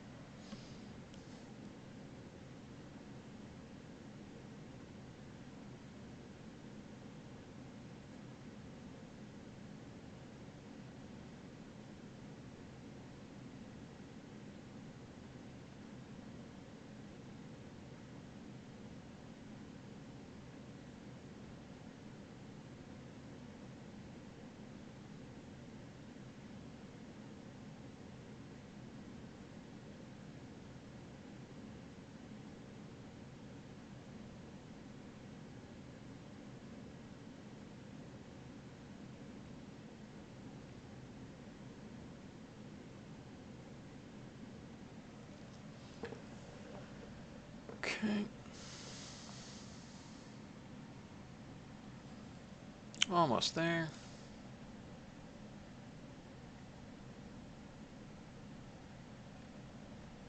Oh yeah, let's find out where we landed.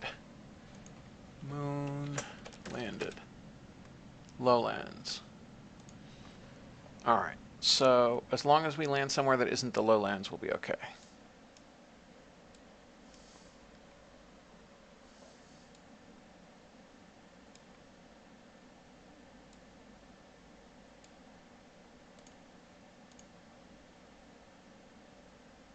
Alright, let's watch and see what happens in terms of biomes. See if we hit any... Now we're in lunar seas. Because we're, I guess, over that crater? Or is this whole thing lunar seas? I don't remember the moon's biome map that well. Yeah, it appears to... that this is all one big lunar sea. So...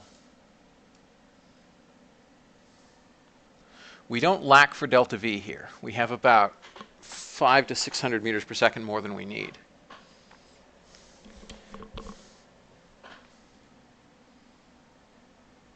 Doze 12 says all seas. Excellent. All right, so let's just land here.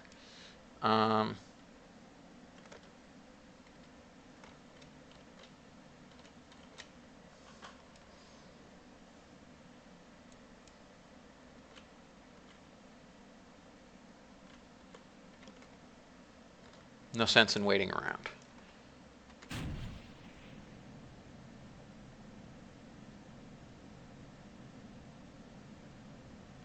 Oops. Right, it didn't stop then. All right. So now, impact is going to be about here, I think. 17 minutes, 12 minutes. All right, so 5 minutes before. Let's do it. Let's do it here, so that we're well before the. Actually, let's do it here, so we have plenty of time because we really have plenty of delta V. So I want 1629.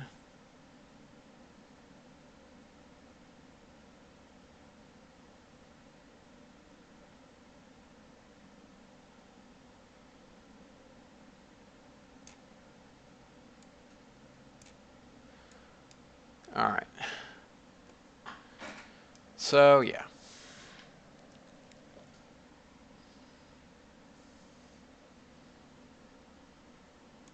It's a line on the node.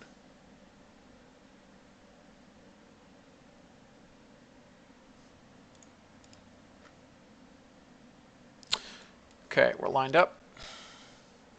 Let's do this.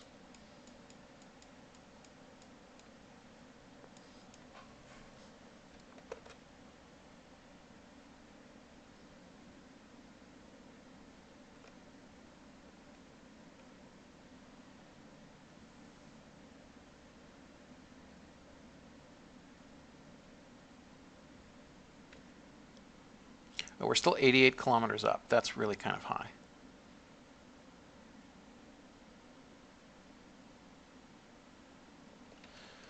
That's really kind of high.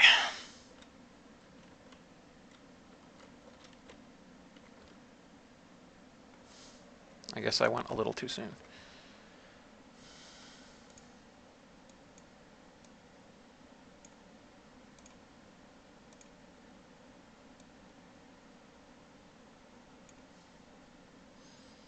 All right, that's in 2 minutes, and that's in 9 minutes. So yeah, 5 minutes. All right, I'll push it out a little longer because I don't want to be that high up. Should have done a normal thing where we got real low first, but whatever. All right, we're only 70 kilometers up, but we have so much delta V that I think I'm just going to do this because it's safe in the light, etc. Spin up.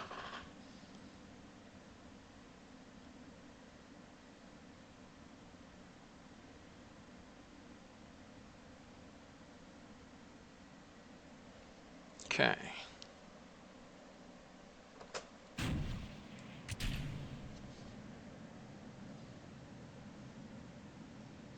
See how this works.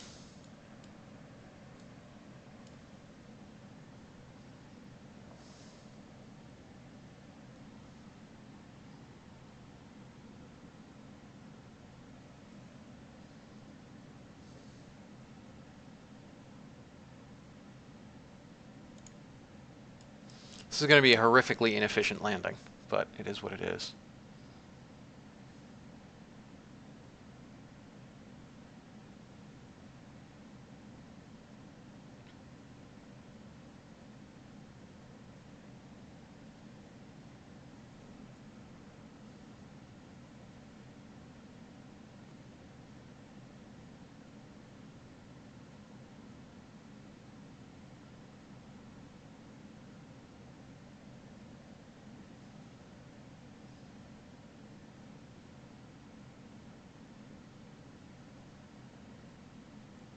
Yeah, we were just talking about how to land properly for the last landing. This is not it, guys. This is not it.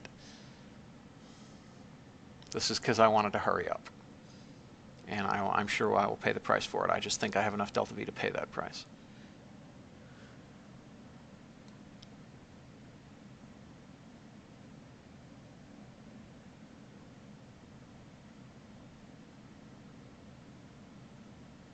Wonder why we're deviating. It's weird.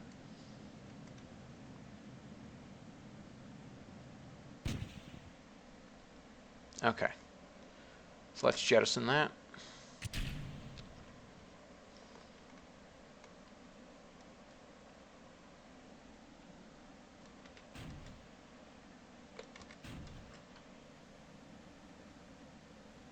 Slow our spin.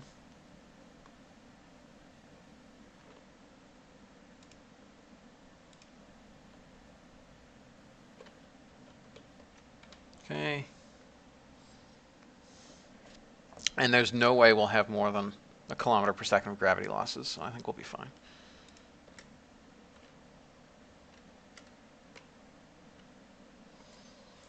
Okay.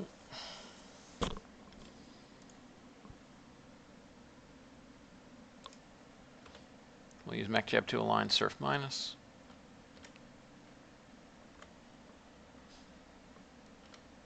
Yeah, so last landing was a much, much more optimal landing. This landing, not optimal, but it will work. All right. So MechJeb's going to roll us like this. This is fine. This is so we can actually offset our pitch properly. So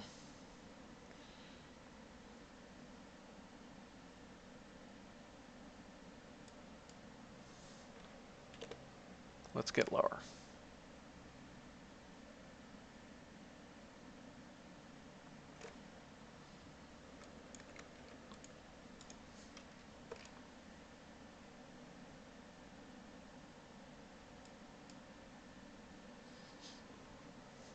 All right, 18 kilometers up. Let's light them up and see what happens. All right, as soon as surface horizontal speed zeros, we're going to zero this out.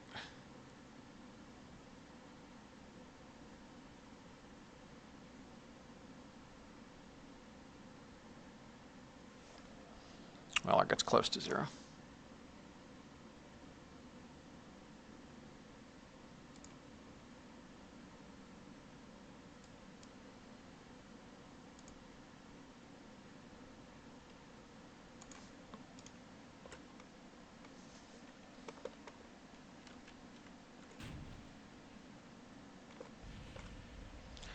Okay, the other stage impacted, 8 kilometers up. We're going to land with so much delta V. This thing is so overbuilt.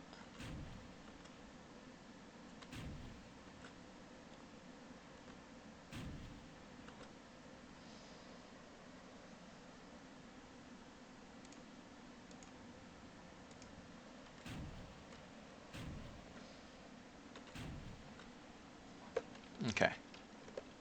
Now we're going to cancel our surface horizontal velocity this way.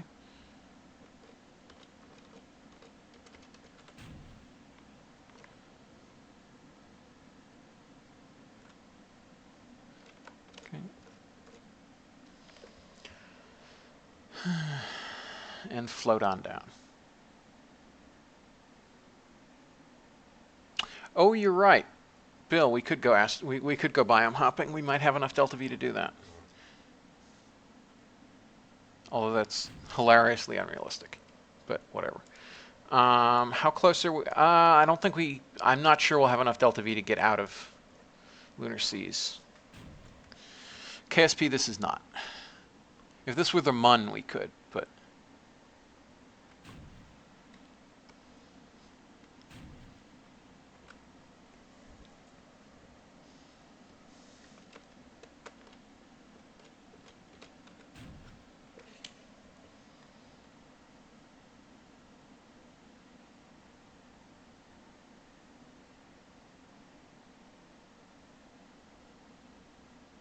Yeah, this was such an inefficient landing. I'm really embarrassed to have done it. Well, I haven't done it yet, but I'm embarrassed to have made it so inefficient.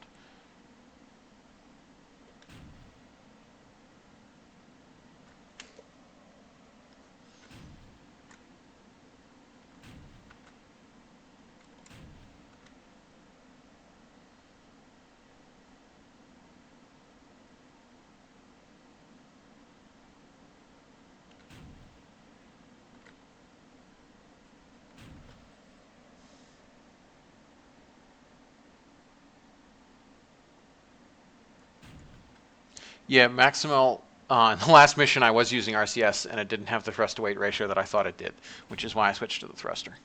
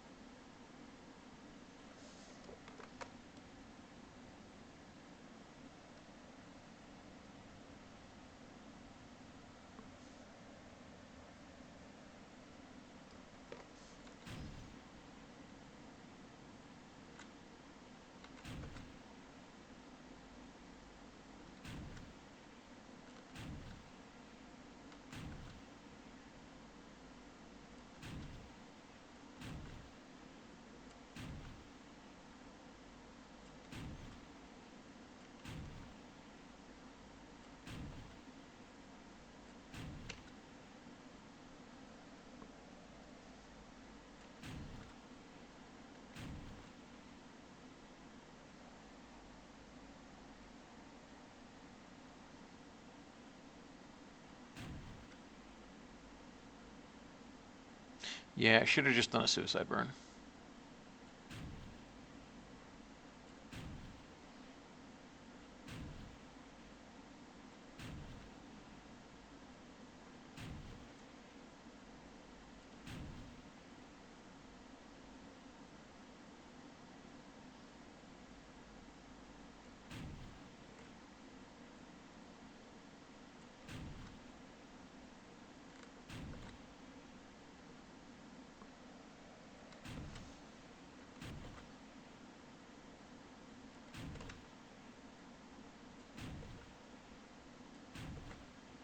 Oops.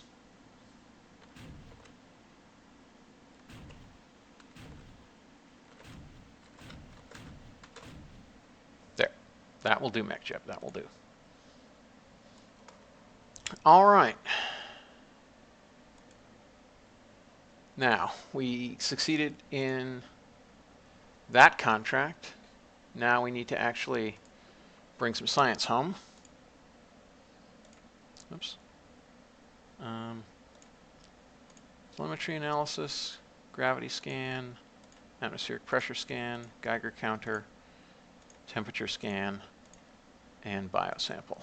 Yes, we're aware that will destroy the thing. Now we get this contract. Lunar landing uncrewed. $56 million, which hopefully paid for all those rush builds twice. All right. So let's transmit home all the science. We have decent wattage here. So everything turned out okay in the end, because this time we did not have a piloting failure.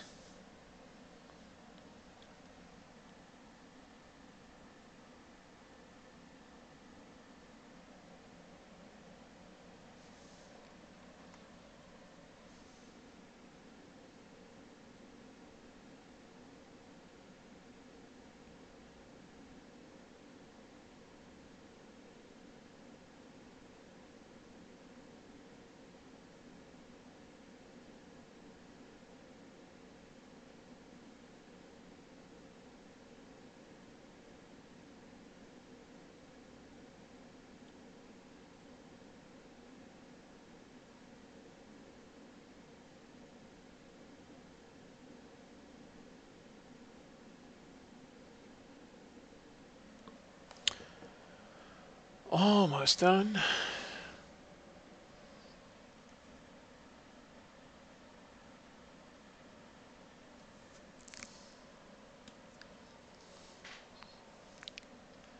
It looks like we're sitting on our engine and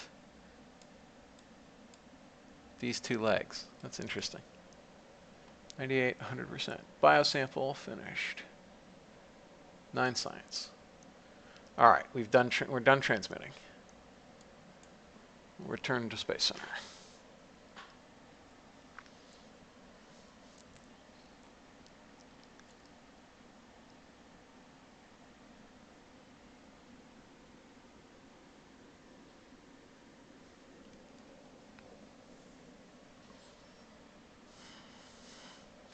Well, that was an expensive failure, but eventually a success. And we got some of the money back.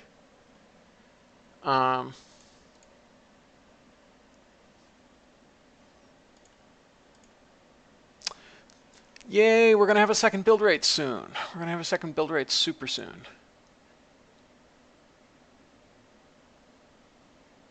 All right, now we start to invest a ton of money into things.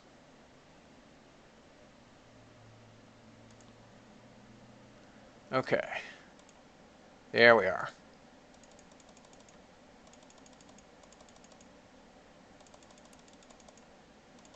So it increased our build rate by a lot, and it opened up second build rate. But happily, we have enough money to afford this. Okay. So we went from, I think, 2.4, 2.5 to 6.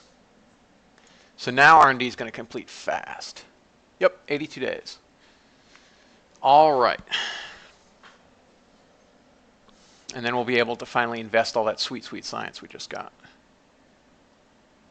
Eagle 4, Nest 1, Halo 3.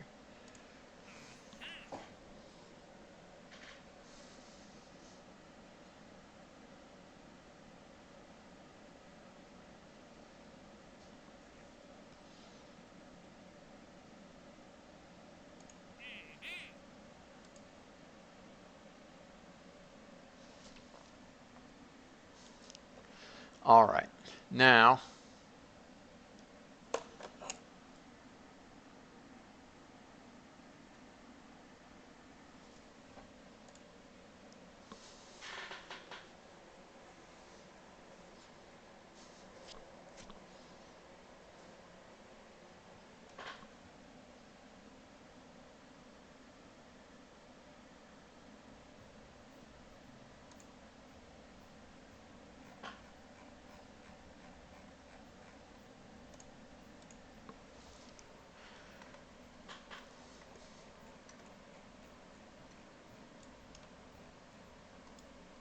let's look at our Halo series.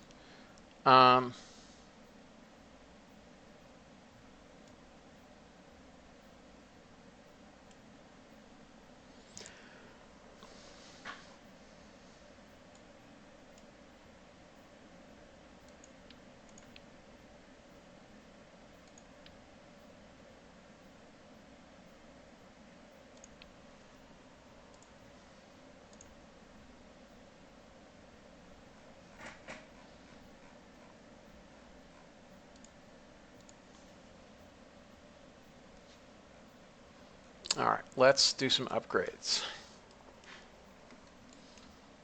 So, step 1.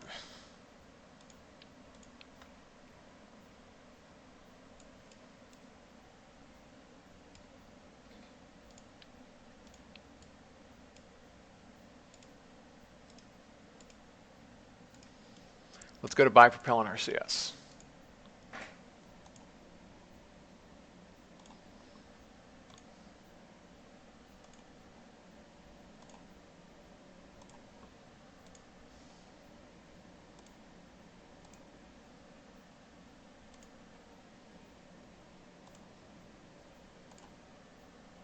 Okay.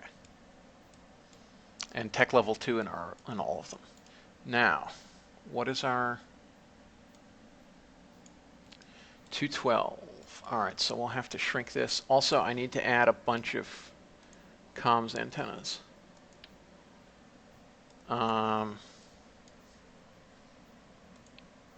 What kind of Omni is on this thing?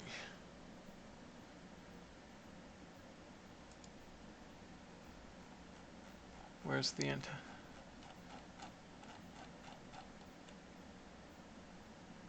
200 kilometer. All right, so 0.2.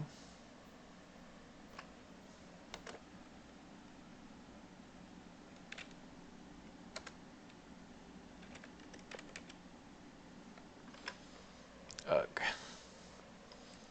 All right, so, oh, what is the field of view on this thing, actually? Is it 90? I think it's 90. 25. Oh, that's not great.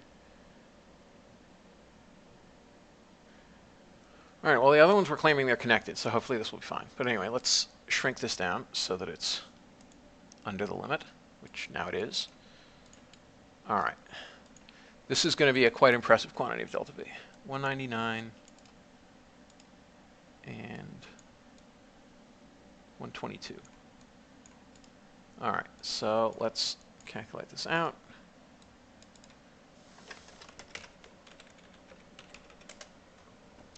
.63 natural log.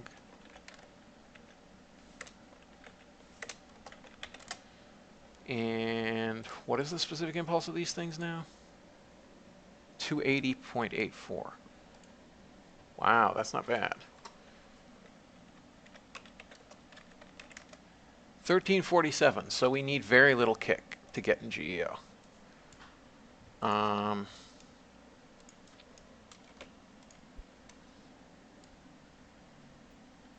We need about 600 meters per second, which we can get with the first bucket.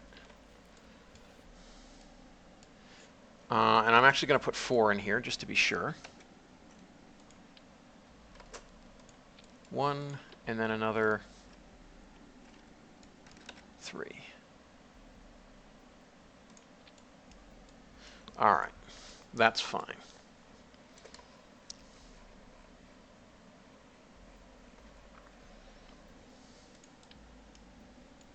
It's only 300 kilograms. It's not a lot going to GEO.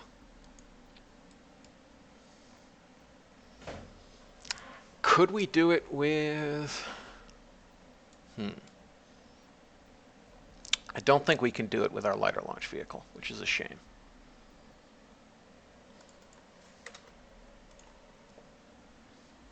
Which is a low-down dirty shame.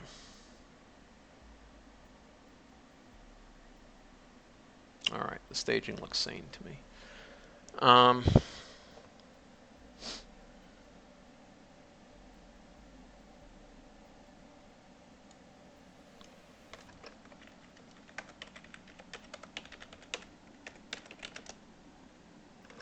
Yeah, we have a kilometer per second extra delta V on this that we don't need. But if we tried to put only a single stage under this, it would end badly.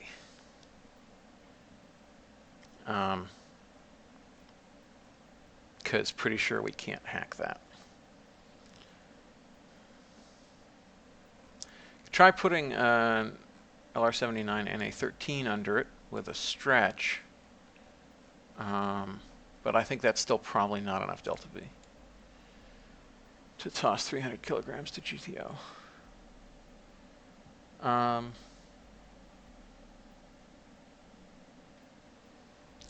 But, just for the sake of argument, let's find out.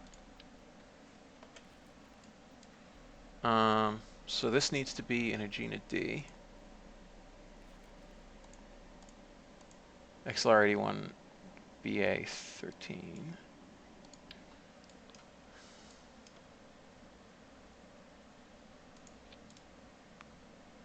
Select mount, no mount, good.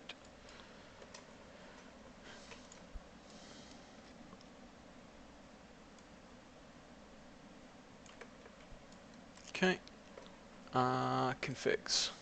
We decided to go with this because of the many ignitions.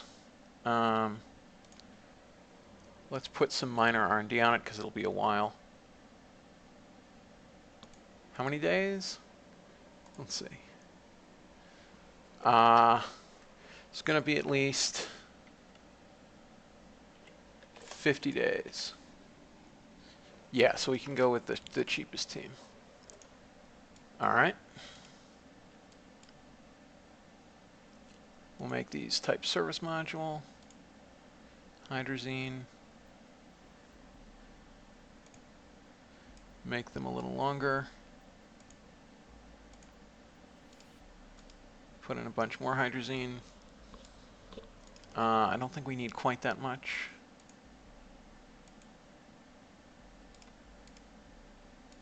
Yeah, so half again the hydrazine we had before. Should be fine. All right.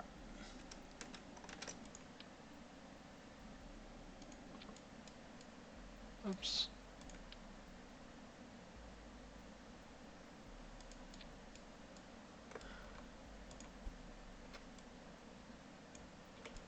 That'll do. All right.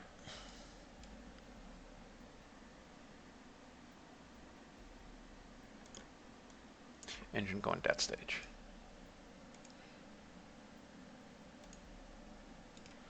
All right, I'm just removing and reapplying the propellants just in case they would be different. And it does not require any ullage. So maybe we didn't need as much hydrazine as I thought. The reason I'm not using the Able core is because it has to coast. And I distrust having enough electricity for that.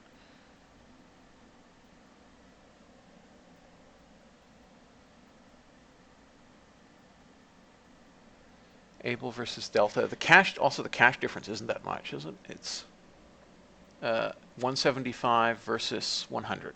So $75,000. Not that much cash. I'm definitely not using Agena avionics because they're hellaciously expensive.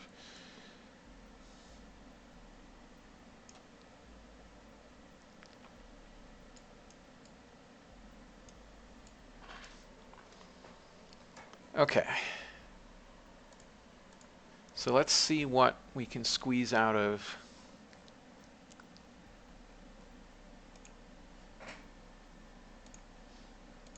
I think this. Nope, wrong one. Let's try bug 4. Where's the one with the small? This. Okay.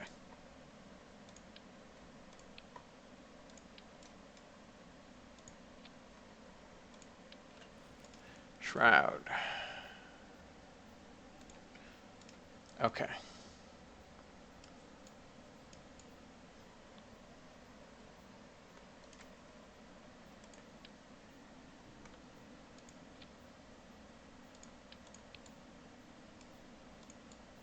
Okay, that looks about right. So put that on, extra height.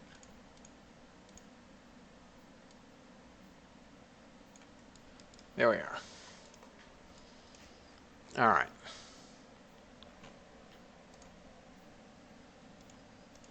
Now let's upgrade this thing.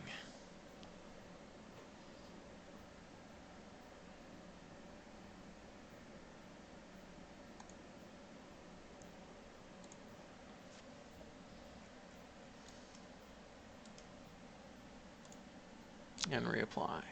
Oh, it's the same. Okay. We don't have to worry about it.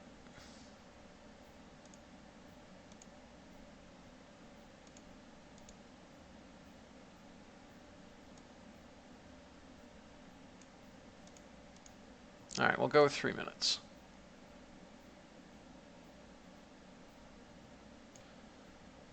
Well, that's a low lift-off thrust-weight ratio. But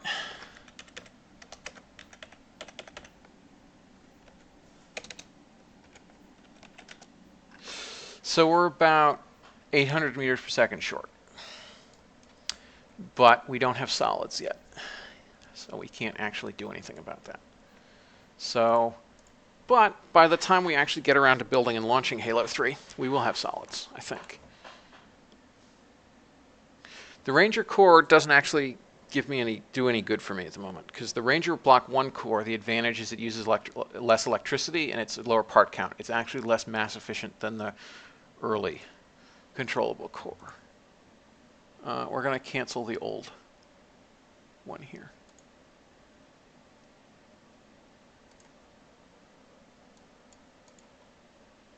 And we're going to bring up basic solids because they take next to no time, and we're going to invest some points in upgrades.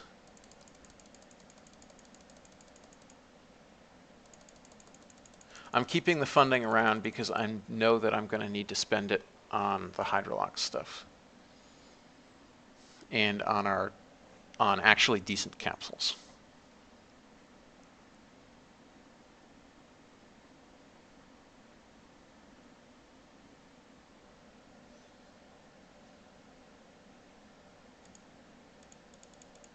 Because we have a limited number of contracts we can tap for lots of advanced funds.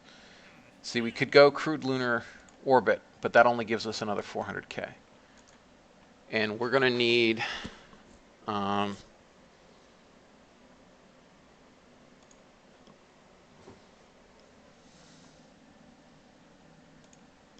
expensive is this puppy? Apollo command module. What is the entry cost? $350 million. Oh, and we could just get the entire Apollo service module from SSTU. We could do that. I was actually originally going to use the Soyuz, but I've decided to go American in this campaign.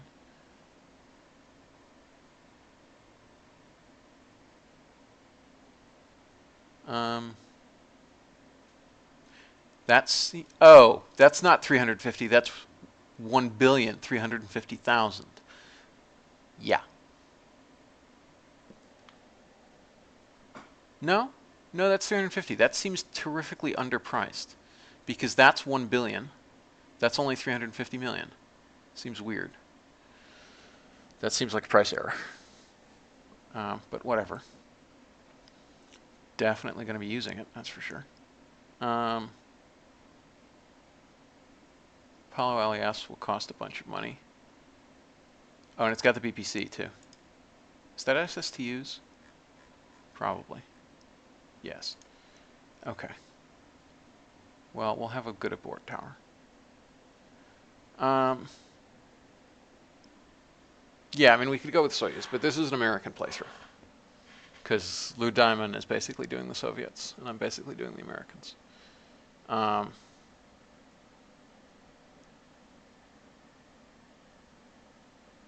right, so we don't have to save up quite as much as we thought.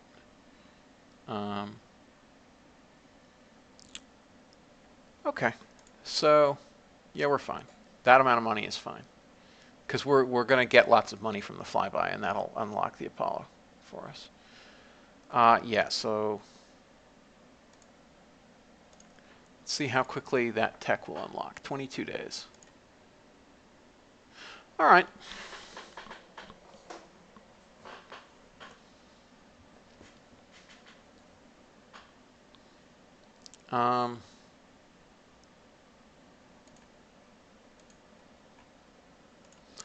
However, we're going to have one of those build queues idle in the VAB, and that's not great. So are there any other missions we want to fly? What other contracts do we have active?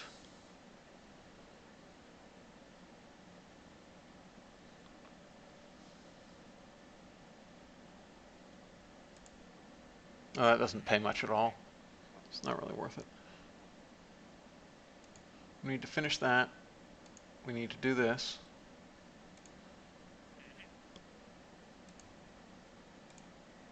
What the heck? Why is this? I don't think I selected that. Boy.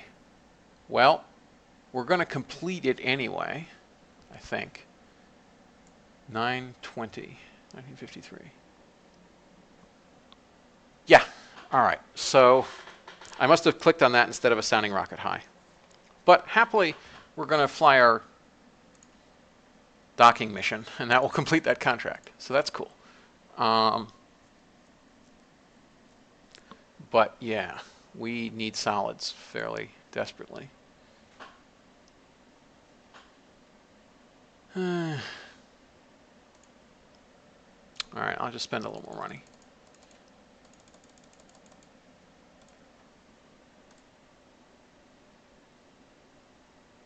The heck? Did that didn't actually that didn't actually change anything noticeably. That was weird. That's weird. Oh, yeah, it's shaved an hour off. All right, well, I've been going for a while, so I think it's best I call it quits now. A little over 2 hours. So, sorry, Ash, you just got here, but I'm going to call it quits and do that stuff tomorrow. Also, once I figure out what to keep my VAB busy building. Because we don't actually have any tech that we desperately need to test. I mean, I could just have a hilariously overpowered geostationary launch vehicle.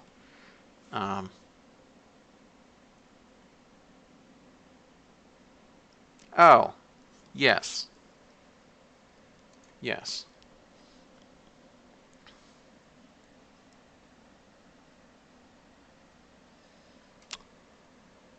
Yeah, right. We'll build this with a 2-engine core. That's what we'll do.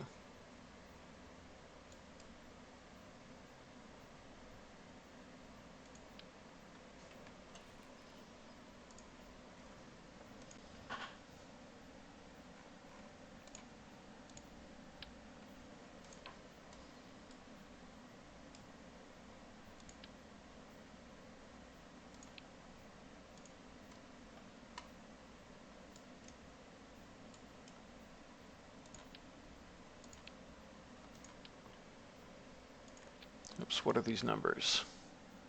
2.042 and 1 meter.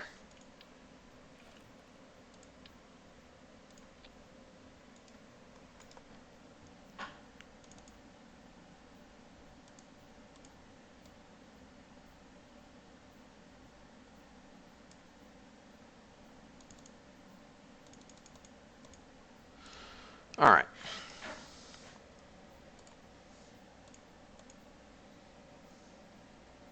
Don't have avionics, though.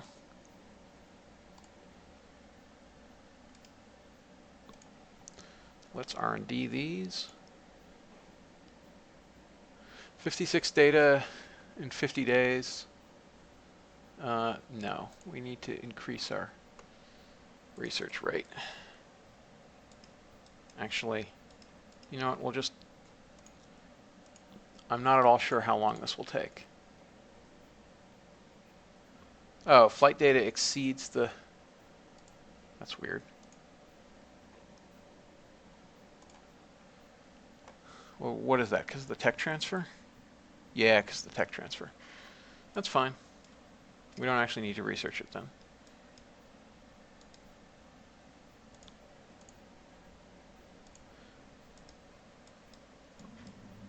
Okay.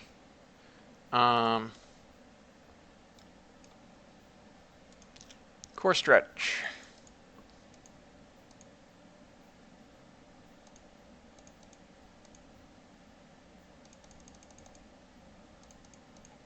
Let's go with 3 minutes, 15 seconds.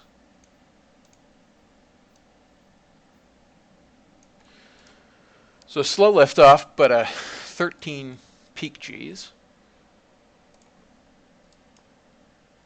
What is the rated burn time on these things? 4 minutes 20 seconds, so we're fine.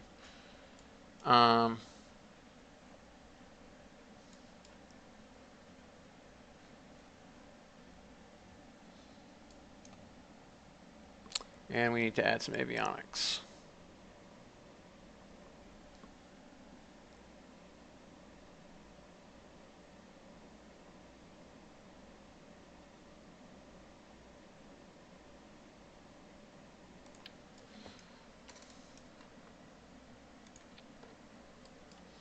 That will do. Oh, does this not actually have avionics in here? It may not, because I think I had them on the second. Yeah, I had them on the second stage. Okay.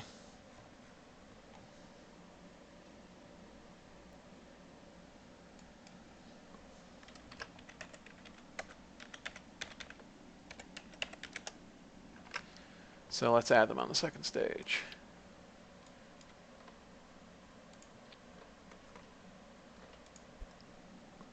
Well, sorry, the top of the first, second interstage. All right. That decreased our delta V slightly, but that's okay.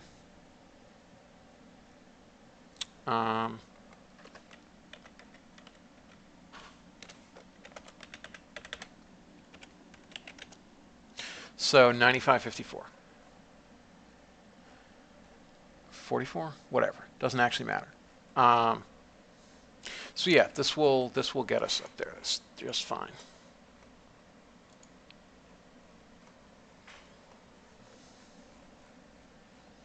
Oh, I could put a single E1 down there and some verniers, because I was planning to use E1s now. Oh, fairings are in the wrong stage.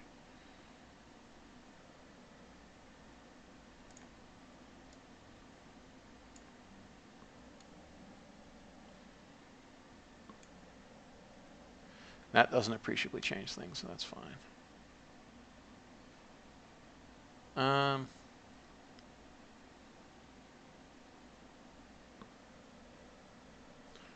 What the heck? Oh, that's why. Staging got messed up here. All right.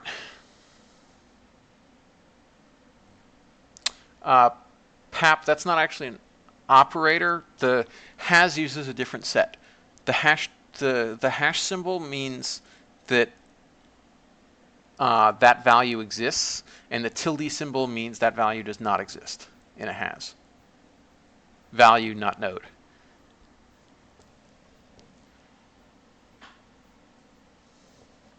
So that would trigger on all parts that have need RCS config as a value in the main part node.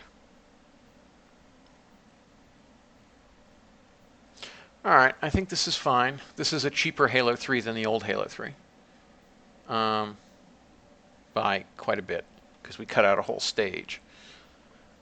So yeah, let's go ahead and build it.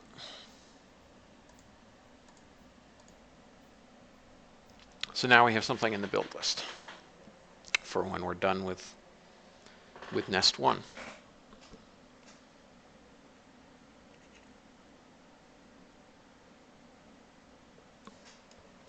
Okay, so on that happy note, I'm going to bring things to an end. I'm going to save. I'm going to sync.